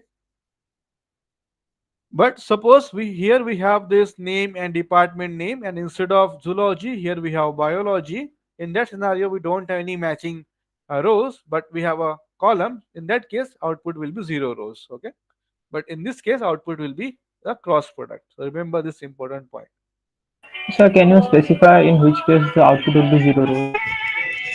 In this case, name department, name department. Please mute. We have a common attribute, but there is no row matching with that attribute, right? For example, row zoology. So let's say I change it to biology. In that case, we don't have any rows matching with any row of this particular table. In that case, output will be 0. Okay, like no output, 0 rows. But if the attribute name is different, not matching, in that case, it will perform as a Cartesian product. So remember this point. Okay, so this is about the relational algebra part. Okay, now we already discussed TRC, DRC in the previous session. Also, tutorials we have. Anyway, you saw the answer. But tell me why option A, B, D, E are not correct. So this question is based on what? Again, relational algebra. Here we have three relations. Choose the correct algebra expression to find supplier ID. I want to find out SID. So it means what? Projection is SID who supply auto parts of both red and black color. Now what about the first option? Tell me Sir, why it it is is not wrong. correct. But why? Sir, we can use only union or inter like the U and N, sir, not like the this Yes. symbol. So you can see projection. So we can only perform set operations in the output of two relational algebra expression. In the output of two relational algebra expression, or even SQL as well. Okay, SQL or TRC, DRC as well. So we can only perform set operation in the output of any expression or SQL query. Okay, here and is not a correct one here, right? So it should be either a set operation, then it is a valid thing. So that's why option A is not correct. What about B?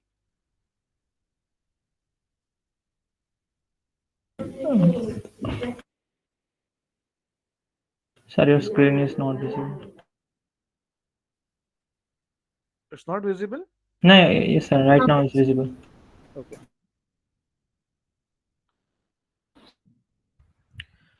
Uh, color cannot be both red and black in the single thing, single tuple. Yes. So So whenever we apply this condition, right? For example, where color equals to red and color equals to black, right? So see how this condition gets applied row by row, tuple by tuple, right? So whenever if I see color column here, and let's say for example red, so it will get matched with this one. Color equals to red, yes, true. And color equals to black, no, that is false. So false. So true and false will give always false. So we cannot check for both the condition for the same row here. It cannot possible, right? Red and black two things. So doesn't make any sense here. So option B is not correct. But yes, instead of and, if I put or here and if I put or here, then in that scenario that will be correct. Okay. Are you getting my Yes, sir. point? Yeah. yes, sir. Because in the case of or, what will happen? We are checking whether color is red or black. Here it is red, satisfy true, or false will give me true value. Okay. So in the case of or, this will be correct if I simply change this to like this. But in the case of and, both the statement cannot be true. So that's why option B is not correct. What about C? Yeah, like there's intersection, so it's checking. So first we are projecting the SID of auto Red. parts whose color is red, and then we are projecting the SID of auto parts whose color is black, and then we are taking the intersection of that. So common Nothing will SIDs. In this It way, will Yeah. what return nothing.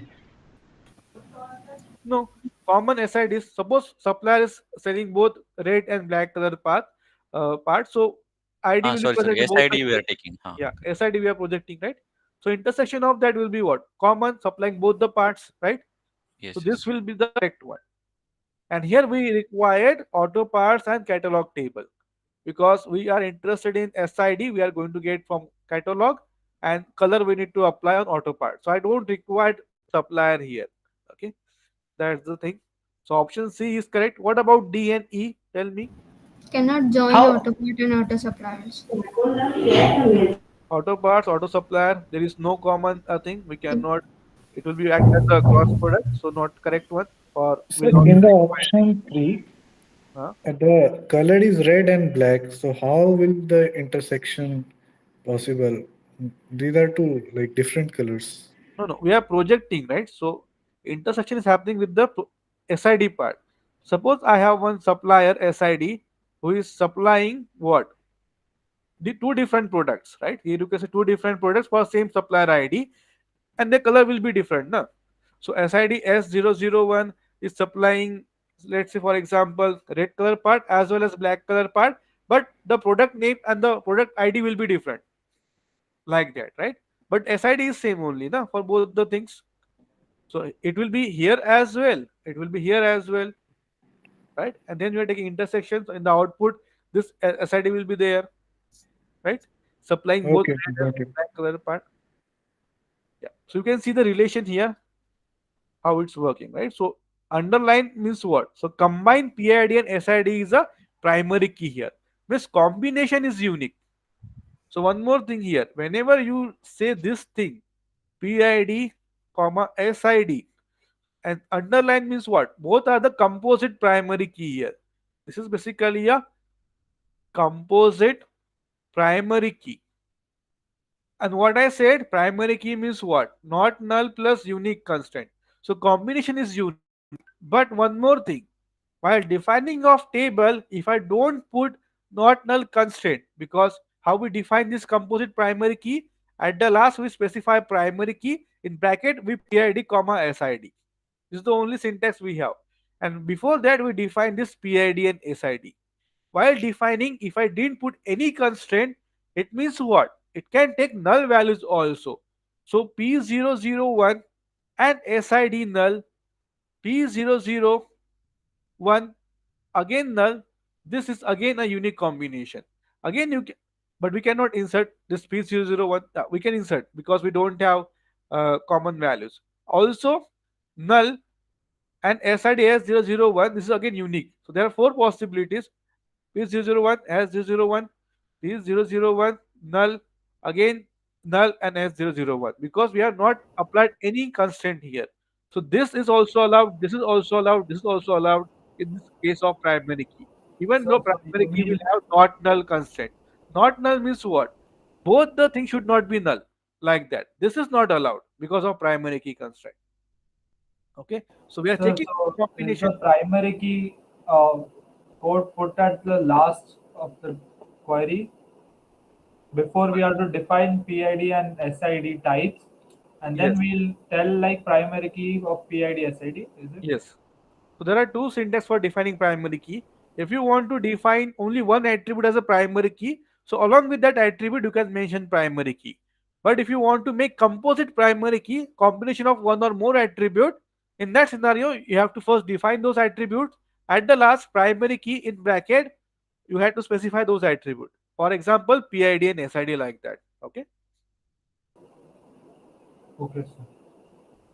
So this is also possible, combination of one value with other null in this case, because we're talking about the composite key here. If we don't apply any not null constraint, so remember this point. Okay. Now, okay, what about the fourth option? Why it is not correct? Auto That supply join will is not not work. possible. Yeah. So anyway, option C is the correct here. Okay. I hope you But understand this. Huh? option B with or also will not work because he wants red and black both. Yes, So with or also it will not work. will not work. Yeah. Yeah. So if I change this to or, in that scenario, this will work. Okay. Yes, And sir. here I need to change to union. In that case, Union. both B and C will be the correct one. Okay, like that. Okay, great. Now this is about the relation algebra part. Okay, so just focus on this. Then we have TRC and DRC part. Okay, so again we have this relation given to us, few statement is given to us, and we have this equivalent TRC and DRC expression. So in assignment or quizzes or in any exam, you can expect this thing: SQL, then we have relational algebra, we have TRC, then we have DRC, then we have this type of English problem statement, right? Any one of this will be given to you. You should be able to find out the equivalent of these things. If this thing is given, you should be able to write all the expressions for the given problem statement. If TRC is given, you should be able to write equivalent of SQL, relational algebra, DRC, and what is the output of this one in terms of reasoning. So basically a statement. So you should be able to do all those things. Now what we need to do, we have a problem statement. We need to select correct DRC and TRC here.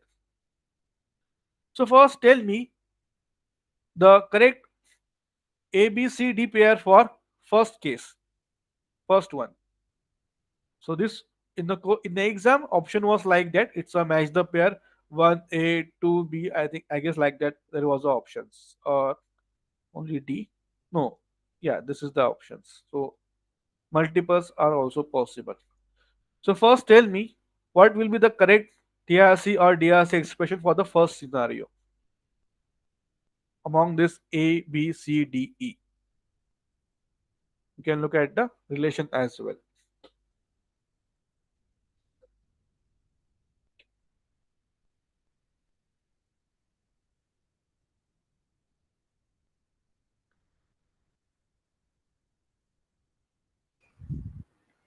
No, they're naming the columns A, B, C, etc. So how? Hmm? No, that is in the case of DRC, na. Okay, okay, okay. So we need to check for both TRC and DRC equivalent expression. In TRC, we use one variable, let's say for T or any P in this case, and for DRC, we are renaming this to a domain value, different name A, B, C like that. So here ABC means what? ABC belong to customer, so this is A, this is B, this is C. D, E, F belong to product, so this is D, E, F, and GHI belong to order, so GHI like this. Now instead of using this name, you have to use this thing in DRC. So for the first case, tell me, is the first one correct? 1A. Correct, correct. But third condition was not required. This order table was not required. He's just asking belts, no? Name of the customers who ordered the product name belts. So name of customer I'm going to get from customer name. Product name I'm going to get from product name. How I'm going to join these two tables based on the That's like a join. Hmm. ordered, right? So So order is required. Okay. order is required, or anyway we cannot join these two table. There is no common attribute, right? So ordered table. All three tables are required. So first one is correct or not? Then correct. Yeah, correct. First is correct. Yeah, it is correct. Yeah. First. So see, we are defining ABC belong to customer, DEF belong to product, and GHI belong to order. Okay. Now what we are doing here? A equal to H. So A, H, this one, right? So CID equals to CID, yes, and this PID must be equals to this PID. So D equals to I. So D is this one, I is this one, right? So matching is there. We have joined the three things. We put the required condition here. E equals to belt. E means what? E is here product name. And what you are projecting B? What is B? B is from customer table B, second column, that is customer name.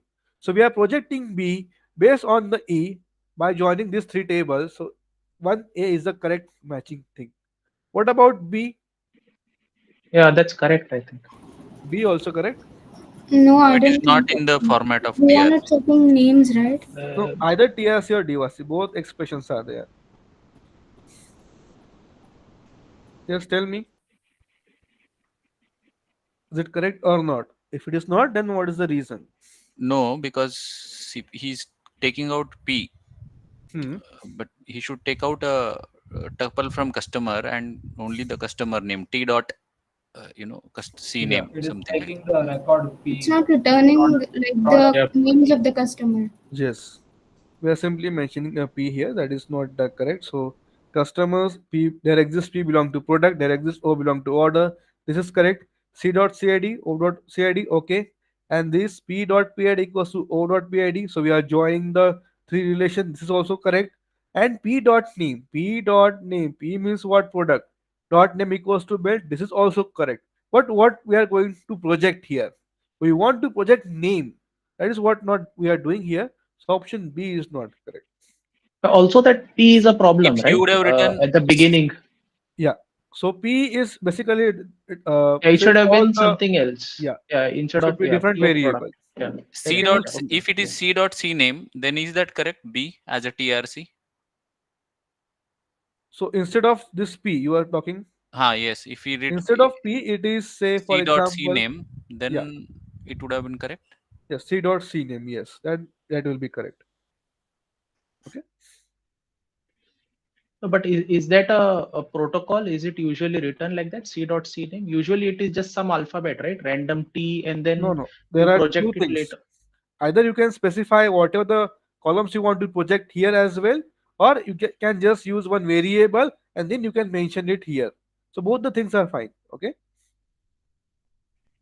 Okay, got it. So please go to week 3 session. I have discussed this thing. We have different ways of writing a TRC and DRC query. Okay, this is one of the way. This is what we are going to follow entire course. But also we can mention the attribute what we want to project here as well. Okay, then we don't need to use this variable. So C will not be correct because we are not applying for first. Josh is there. Here also Josh. Then we have, yeah, so not correct. So 1A. What about the second one now? C, D are remaining for second thing. Tell me.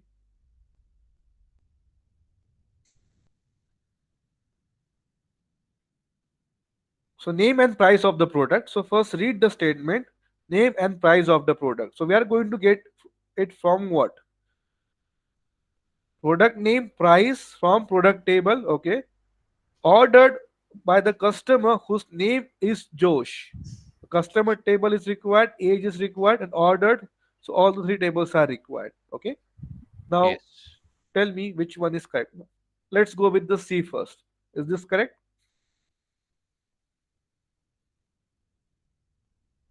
No, sir, I think because it is projecting only one No. attribute. It's showing the whole record, but we need only name and price Sorry, can you repeat? Why it is not correct? because it will select the whole all record, Yeah. not the specific columns. We should have written T dot name and T dot Yes, P names, P price, something like that. So we are joining three relations, that is correct. We are putting the condition age greater than 21, that is correct. Customer name Josh, that is correct. But where we are projecting this, right? We are not projecting here. So because we are using a variable t here, so what? We need to add one more condition that t dot c name must be equals to customer name is c dot c name, right? And price from that particular table. So if you see option number E here, same thing is there, only we have added what? Okay, sorry, we are projecting it also. So if you see in option number C, three tables, we are projecting it here, right? T dot name equals to P dot name. We are projecting the product name, we are projecting price also, and condition is also correct. But what is missing here is joining condition. Where we are joining this three table, right? Yes. If you see here in the case of E, we have added the joining condition here. In the case of C, we are projecting but we are not joining. Okay, so this will perform the cross product, but we don't want that because we are not going to get the required answer here by the cross product. We want to join based on the common attributes, so that is what the case E here. So 2E will be the correct one. Any doubt in C and D? Why C is not correct? Any question?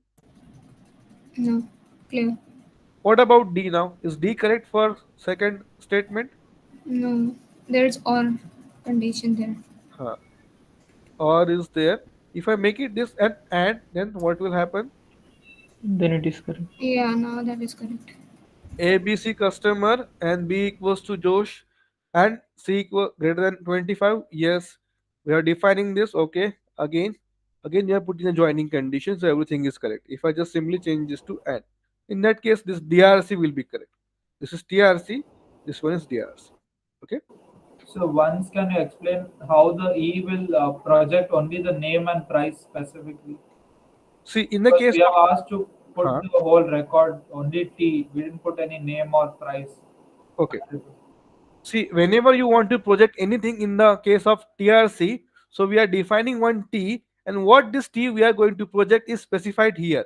So that particular variable T dot P name must be equals to P name from P table.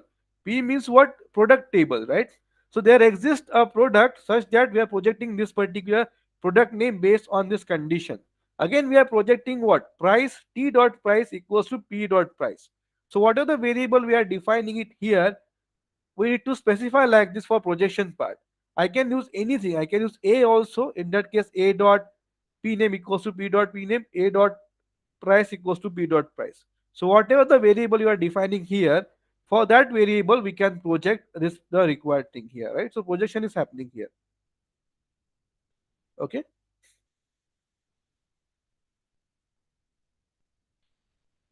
Or you can skip this entire thing, and instead here you can simply put P name comma P price. That is also correct. Okay. Yes, sir. Yes. So this is about the relational algebra, TRC and DRC from week 4. We left with ERD part, entity relationship diagram. So please, symbols are very important. Okay. For which purpose we use this rectangle, double rectangle, then this one diamond shape double, this one, this is very important. So tell me why we use this rectangle symbol. For what?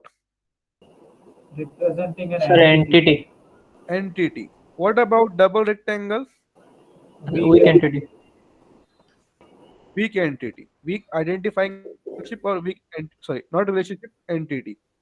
What about this diamond shape? Relation. Relation. Relationship. What Weak about relation. double diamond Relation. shape?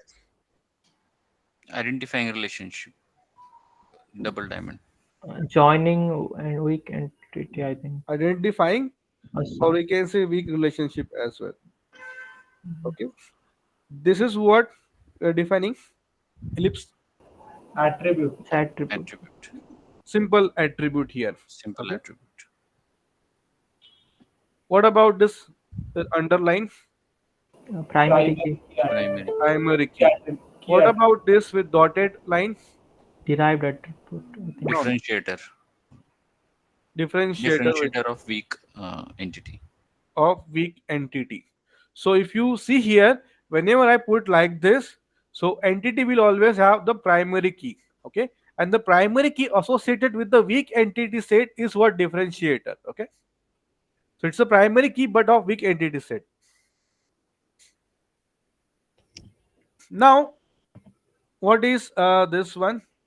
Double ellipse, Multi-valued attribute. multi-valued attribute. What do you understand by multi-valued attribute? Sorry, it can have multiple values. Like for address, from the address attribute, you can get the Ah, pin code, the village, the Phone state. numbers. right. For example, phone numbers, we can have multiple phone numbers like that. What about this dotted ellipse? It is derived. Derived attribute. Okay. What is this single line, double line? Participation. Partial Partial and participation or total. total. Partial participation. This is total participation. So what do you understand by partial and total participation? So, Uh, so partial means some not every not everything of an attribute must participate in the relation, but total participate means that all the uh, all the tuples of the attribute must participate in the relation. Sorry. Okay, let's say it is T1. Yeah. So total means what? Can you repeat? Everything from R2 will Huh. be participating in the D1 relationship. Yes, that is correct. So I can say whenever you can see here we don't have arrow. Whenever I say arrow, it's one, right? It's many to one. So here we have this one. So one to one, many to one, and like this is what one to many like that. But whenever I say this one, it means what? At most one. Okay? 0 and 1. Yeah, zero and one. It can be entry present or only one entry. But whenever I see this one, double line with this arrow, what does indicate? 1. One. Exactly one here. Okay? And here you can see we don't have any arrow. So partial participation means what? 0 to n. Total participation means what? 1 to n. So every entry in this R2 must have a participation in the relationship. But here in this case, partial means what? There can be entries in the R1 which do not participate in the relationship. That is also correct. So in view notation, you can see this 1n, 0n. This is what it is. Okay.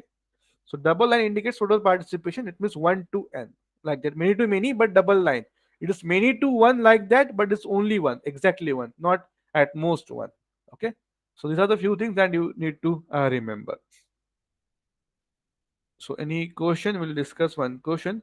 For this, the best thing is watch the tutorial. Like we have three tutorials. All the three tutorials are very important based on ERD. So if you watch that, that will be more than enough for ERD. So please watch the tutorials in week 4. Okay. So now this is a question given to you. Entity set is given to us. We need to check which one is correct. So what about, yeah, I think we have discussed everything. Derived attribute, simple attribute, multi-valued, primary key. What about this one? Composite attribute. This is what a composite attribute, gamer name we can say, right? It's a composite attribute. Sir, I have a doubt. Yes.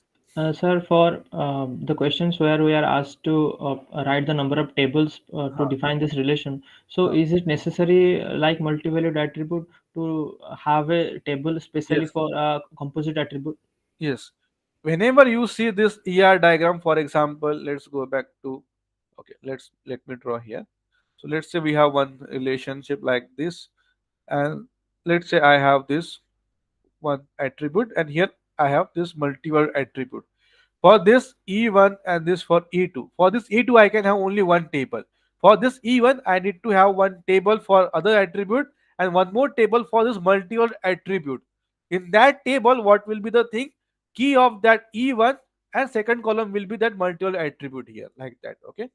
For example, let's say E1 is my uh, personal info. Here I have name, I have roll number is underlined, then I have this derived one, okay, dotted one, you can say age from date of birth, and then I have this contact number as my thing. So for this entity I require two tables because of this multi-valued. In the first table, what I'm going to store? Name, roll number, and age. In the second column, what I'm going to in the second relation, what I'm going to store? Roll number and the corresponding contact number. Okay, like that. And this composite will be a primary key in the second thing. Okay, this is what it is. So whenever you see this multiple attribute, we need to store in a separate table, and that will form along with the primary key of different that particular entity, like that. Okay. So in this case, gamer ID and email ID will be a one table, and remaining will be another table. That is what two tables are required. I hope this thing is clear, right? Sir, two tables or three tables? Like for email ID, we need one table, and for the other simple attributes like join time and gamer ID, we need one table. And do Yes. we need another table for composite attribute gamer name? No, we are going to store this three attribute in that table only, not the gamer name. This three attribute in the one table along with the gamer ID join type. Okay, So here only two tables are required. tables are required. Yeah. Okay, thank you, sir. Okay, so for please watch that video or tutorial conversion of relational algebra into a schema. In that we have discussed for each type of relationship how many tables are required. Okay, if you go through that, then that will be good enough. Okay, so that's it from my side. If you have any question now, we can ask from any week. So for join, Huh? when we are asking, we are asking for max and minimum numbers. Is there any formula to calculate that, No. See, like the difference we are no, there getting is no from proper max and formula. minimum? You need to see for which type of join it is mentioned for right, left, or full outer join. In the case of full outer join, you need to see from both the tables, right? In the case of left, if number of rows in the left table is more than the right table, in that scenario, what will happen? Minimum maximum will be same, but number of rows in the left table is less than the right table. In that case, the answer will be different. Okay, so there is no fixed formula for that. Just understand the concept. Okay, like what we have discussed. So what is different when we are not allowing null values? Huh. So here we have added the not null values. If you allow the null values, it means what? It can take all the values null, all the 100 rows null. In that case, answer will be only this six, like this. Okay, non-matching attribute. But if I say not null, in that case, answer will be different because there must be some entry corresponding to this ID, right? Like that.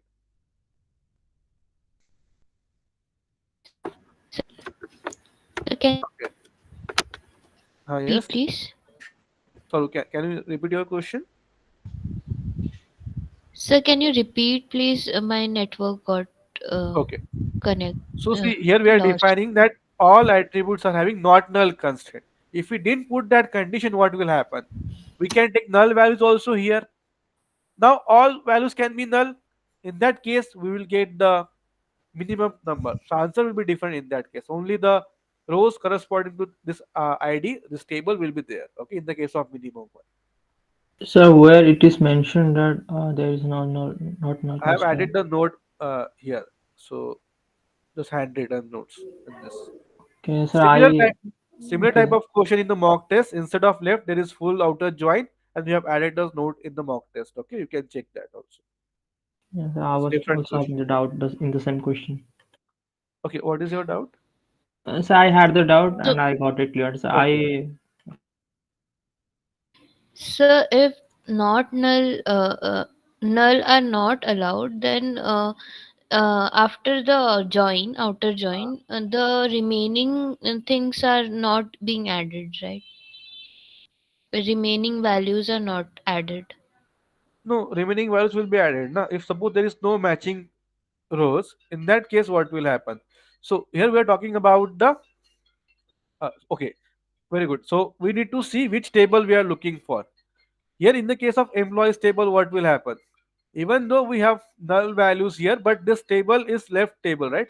So anyway, we are going to project all the 100 rows here, right? Not matching even in Yes. that case. But if that is the right table in that scenario, in that case we are not going to project anything because anyway there will be no matching thing, so answer will be only this number of rows from this table if I just put this as a right outer join. Okay, in the case of left, whatever the number of left table we have, suppose it is maximum one out of these two, so that will be minimum and maximum as well. Okay. And if we are doing left outer join, but Huh? let's say the table on the right, the attribute on which we are matching is Huh. not a unique constraint, then we can go beyond 100 also, no? On the suppose can you So repeat employee where? employee with designations, but Huh? desig ID we are not matching with desig ID. Okay, we are matching with desig ID, but desig ID is not unique. Let's say it's Huh? not a primary key, it's not unique. Then we might go beyond 100, no? Yes, yes. because we can have multiple D1 D1 like that, and here also we can have like that. Okay, Like let's say all okay. 100 are D1. In that case, 100 with this D1, 100 with this D1, we'll get 200 rows, right? Yes. Yeah. So on the joins, one question, AQ 2.4, question Okay, 11. let It's me check. interesting question actually. So Activity question 2.4. yeah, 11. Last question. Okay.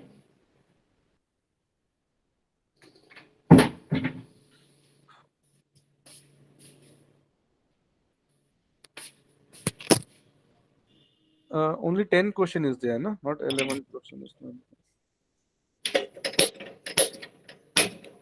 10 question you mean to say, right?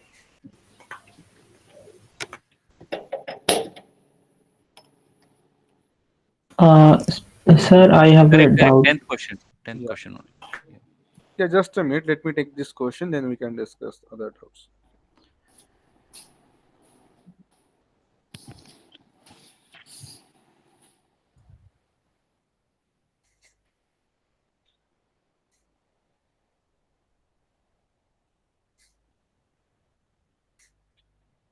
Okay, let me present that screen.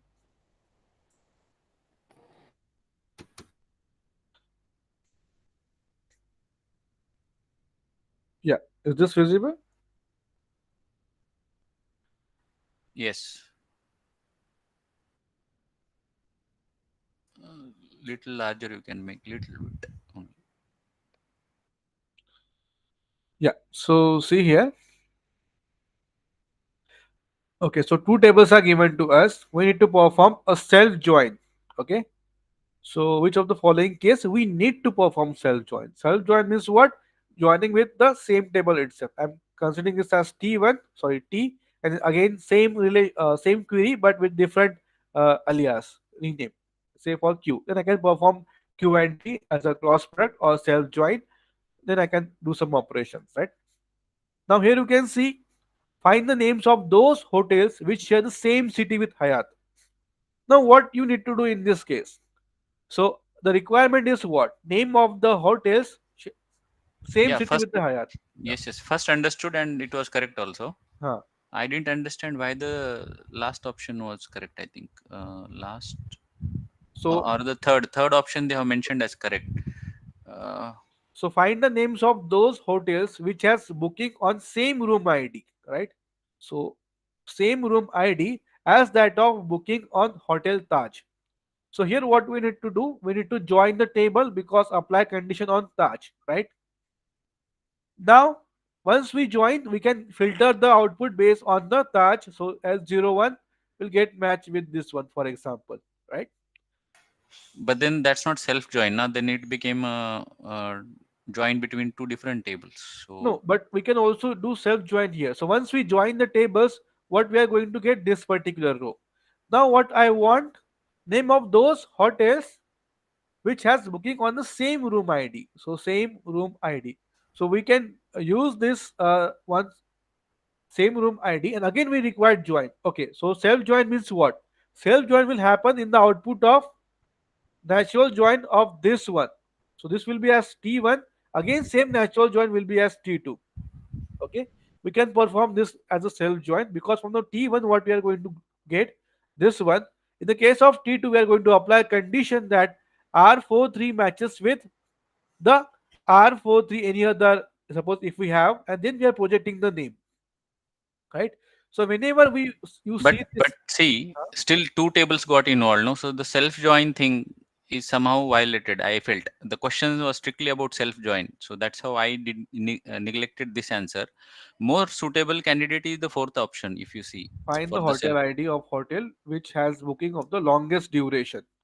So now both the things are present in the single table, so we can keep Now we comparing. don't require a self join. Now here longest duration means what? We can simply compare, and based on the difference we can project the hotel ID. That's it. We don't require join here. Join also correct. So But in the case of option number C, okay. So still first, two tables were involved, so I was I neglected that no, option, no. nothing else. So But self join along with the output of two tables. That is what I'm saying. T1, T2, and here T1 is again T2 is natural join of hotels and booking. Okay. So first we are joining two tables, and then the output what we are getting, we are performing self join between the output. Okay, not with the individual table here. Okay. Understood. Understood. Yeah. The moment natural join came in picture, no, I thought Ah. now two tables are coming in picture, so that's not they're expecting because self Otherwise, if join you was there. just simply join, you are going to get this room ID. But suppose if we have R43 here, so again you need to compare with this one, right? So either you can use a subquery also. It is not like that we can use a self join only, but we can perform with the self join part as well here. Okay, that is also fine. Yeah, this is we can do it in different way also, not an issue. Yeah, that is correct. Okay, thank you. Okay. Okay, so that's it from my side. Sir, Thank you. excuse me, Uh, sir. yes. Sorry to interrupt, sir. Sir, I have a query in practice assignments, question 3 and 4, and then graded assignment, question 3. Which week? First week, sir. Week one. Okay. Week one. Okay. Practice assignment. Which question? Sir, 3 and 4, PA1, question 3 and 4, and then the same week one graded assignment, question 3. Okay. Okay. Let me share the screen directly. Sir, Huh? sir, please upload the PDF into portal, sir, or discuss. Okay. Yesterday, ma'am's session also not yet posted, sir. Please do that also, sir. Okay, I will do that. So in the calendar itself, you can find the link. Okay, after the session. Not Sir, PDF. No, I will upload in the calendar itself. Okay, sir. sir, Thank you so much, sir. Huh. sir, I just have a simple question. Huh. Yes. Sir, in the quiz, what kind of how is the pattern like we're expecting? Like, Mock is basically a previous term question paper only. yeah. So most of the things will be based on the SQL part, right? SQL and week 4 content. Na? Relational Okay. algebra, AR diagram. So 2, Okay. 3, 4 are important here. So week one is not that much necessary, right? So simply go through the slides. That will be good enough. Okay. Okay. Yeah. Okay. So question number 3, right? Practice assignment. Yes, sir. So by the concept of logical data independence, right? A change in logical level of DBMS should not affect the other levels of abstraction. So see what is logical data independence. So we have three level: view level, logical, and physical level, right? So logical data independence means what? Whatever the changes, okay, In the schema, sir, right? uh, Like we programming over in the programming will schema, yeah. So in that logical level discussion is what? Defining the ER diagram schema. That yes, is basically logical level discussion. yes, sir. Physical level means what? What type of indexing we are going to use? Means how we can store the data. Actually, that is what physical level discussion. So Yes, sir. indexing part comes here at physical level. Yes, sir. Just simply, we can say what are the output we are going to get. That is basically view level, right? So the concept of logical data independence should not affect the other level of is basically what higher level will be uh, view level, right? So whatever the changes we do here, it should not affect the view level. That is what abstraction is. So whenever we do at a physical level, so physical data independence means what? It should not affect as well as the logical level. Okay. In the case of logical data independence, it should not affect the view level. So here you can see based on the physical data independence, it should not affect both logical and view level. Okay. This is what question 3 and Yes, sir. Answer graded assignment, question 3.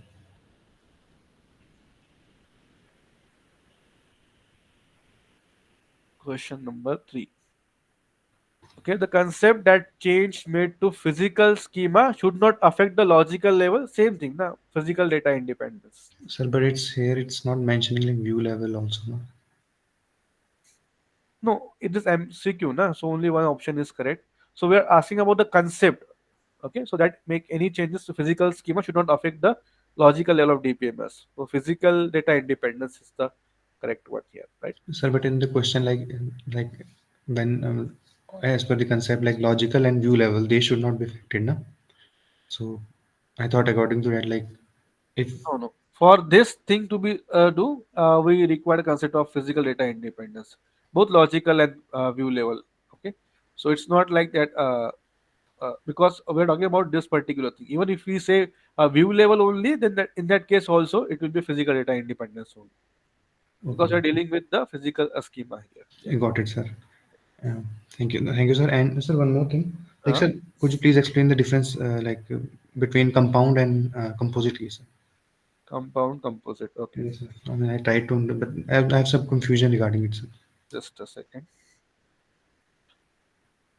Okay, composite. I think we already Yes, discussed, sir. but still, yeah. Composite is like a key which Uh, constitutes of more than one attributes, and none of the attributes uniquely individually define the uniquely individually you can I mean they uniquely like do not define individual keys or individual attributes. They do not uniquely define any tuple.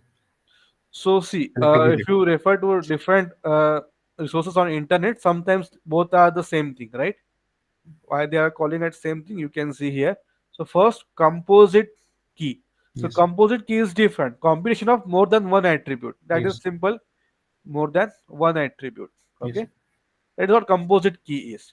But when we talk about compound key, it is also combination of more than one attribute. But the attribute in this particular composition is individually a primary key of different table. Okay, for example, if you see PID SID, this is Yes. composite as well as compound key, we can say, because PID and SID both are the identifying of attribute of other table here, right? So this is basically a Right. compound key here. If suppose PID and SID are not the key of this particular table, in that case this will be a composite key only. Okay, So, sir, that is is what. it Huh? sir, like is it only valid for primary keys or candidate keys also? Candidate keys of other tables. Like suppose if PID and SID were to be the candidate keys of in other tables, so would this key be called compound key in that case also? Yes, we can say that as compound key. Okay, no, we are not making it as a see. What is candidate key? So first, we find So out, minimal super key, sir. yeah, candidate key of that particular table, and we make that candidate key as our primary key. And suppose Yes, if sir. we have more than one candidate key, then We we choose can one. make any one, right? The Yes, sir. remaining candidate key will be a different attribute, right? Now, if we select that, then we cannot say it is a compound key because we are not making that as a primary key of different table. Okay, so it So, sir, should be a primary key. okay, so it's a compulsory or it's a necessary condition for a compound key that it must be a primary key in some other relation. Yeah, so that's why the definition is like that. Individual attribute related to a different table, like something like that is here in the slides. I don't remember the exact thing. Okay, yeah. So this is what composite and primary key. If you go to a internet, sometimes both are same only because in this scenario both will be same. But if you see in every any one table, like what we have done for in any one question, right? So at the last we have defined primary key, then both are attribute, that will be a that will be a composite key. But those attribute like this here, it is a compound key. If individual attribute defines from different relation, it's a key for different relation. So don't worry in this concept. Just remember this is what composite key is: combination of one more attribute. Compound key is in that combination we have the attribute which defines the other relation. That's it. Okay. Right, right. Yeah. So, sir, like, I mean, it's sort of a foreign key, right? Similar to foreign key, like derived from some Yes. Yeah. We other can. relation, Yes. primarily. Foreign key. Yeah, that is correct. Because here it is acting as a foreign key only, right? PID SID. But combination is a primary key here. Okay. Yes. And like I had this doubt regarding it's not from week 1 to 4, it's week 5. Sir, Which one? what do we mean when we say like A determines B? What does the determine signify in that? Like A determines B. So A uniquely determines B. Yes, sir. So whenever I say A determine B, A uniquely identifies a B here. Right, sir. So if we have this A and B two columns, so A1, if A1 is determining B1, then throughout that particular relation, A1 should determine B1 only. Right, sir. A1 cannot be a B2. Okay, like Right, sir. that. So whenever I say roll number determines name, it means what? Roll number is unique. So 21 F1 name is say Raj. So every table 21 F1 should relate to Raj only, right? It's not like Right, that sir. 21 F1 is also Ramesh. This is not possible, right? So this is what the dependency is. Okay, but reverse is not true. 21 F2 can also be Raj, right? That is possible. Right, sir. So left hand side, for every unique value of left hand side, there must be a unique value for the name. Okay, remember this one. So uniquely determines B. So we'll discuss this thing in detail. Don't worry, in upcoming Yes, sir. Sir- session. Yes, sir. Like, sir, for example, like I had this example in my mind. For example, that there is an address, sir, for example. Huh? So I take it as A attribute A, sir. Huh? So, like, if I say A determines home for home number, S for street, Okay. C House for number, P, state. street, pin code, and sorry, pin code and that city, Okay. like HSPC, Huh? right, sir? So A determines HSPC. So Okay. can we say like HSPC determines A also? No, no, we cannot say like that. If A determines B, it doesn't mean that B determines A also. That is not correct. I Okay. understand, sir. Like, but in the case, in this case, a specific case, Huh? like if I join house number and street and pin code and city, so it determines like A, right? Like it can uniquely determine A, right? Yeah, for this case, you can see because here house number, if you are considering it as a unique, right, in Yes. general, but Plot you know number, house this, number.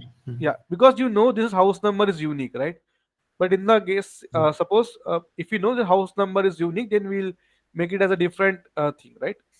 Different relation will be there. So if this is a unique thing, then entire thing combination we can change, right? So in that scenario, reverse we cannot say directly true, but if you assume this is a unique, and then in that case, yeah, we can say reverse will be true, right? Because same house number, same street in city will be the same address only, right? Right, sir. Yeah, it Right, depends. Okay, but in right, general, it is not like that. Remember this. right, sir. And it's because, sir, I was like concerned because I had this question in mind. Like, suppose someone gives me raw data or some city, Okay. so how will I like disintegrate or decompose that data into tables? Because I only have the attributes, I don't have the functional dependencies. Yeah. So So what? for that, I think I have case study an ER diagram, but okay, in that I have not covered that. You can watch that; it will get clear. But I think this concept is not clear about the functional dependency. Yeah. Can you go ahead with the question? Yeah. Sir, like I had this question in my mind. Like, Uh, suppose I get get into a job, and then my employer or my manager gives me raw data, okay, and he says that normalize this data right. as per DBMS, to normalize this data. So in that case, I only have attributes only. So I know only the attributes, but I don't have functional dependencies. So how will how can I get to know about the functional dependencies from the data No, you want functional dependencies to normalize the table for decomposition, sir? Like, for decomposition. Yes. yes, sir. So, like, is there any method or is there any subject or is an another scope of a syllabus? Like, No, is there see anything that I can read for? how this happens. Like first we have a problem statement. Based on that, we create a ER diagram. Then based on that, we create a relational schema, and then we create the tables, right? So if you already create the table, then you must have the dependency already Like, sir, I mean, in the if problem statement itself when we have the case study kind of thing. okay, like, sir, for example, I downloaded data from like the pollution in like Huh. metro cities. So I only have this table, sir. Like, there's so many attributes Okay. like city and place and so many things like. So Huh. I don't have the functional dependencies, sir. So I Right, cannot right. like decompose. So how to start from where to begin? Like, So see, what we said, if you want to decompose the table, so first thing is there must be some common attribute, right? If you have one big table, if you want to decompose to two tables, there must be some common attribute, and that common attribute must be key of either of the table. Now, when I say key means what? Unique, unique, sir. right? Unique. So try to find out the columns which has unique values. So Right. whenever you get the data, try to get, if you get the unique value corresponding, you are going to get a unique answer. So in that case, you can find out the dependency, right? A determines B, like what you said here, right? So like for example, roll number, if we talk about student data, so or any in general, so Aadhaar number is the unique, right? So Right. based on Aadhaar number, I can decompose the two table. So decomposition means what? I am just simply I am having big table. I am decomposing to two tables. But after joining of those all decomposed table, I should get the original data back, right? This is what I Right. want. So for that, you will require uh, one attribute or key that is present in both the tables. Then only you can join the tables, right? Right. Yeah. So like we have any procedure or any like theory or something to extract functional dependencies from raw data, like any book or ebook or any. I'm not sure, but you can check this DBMS by Raghu Ramakrishna.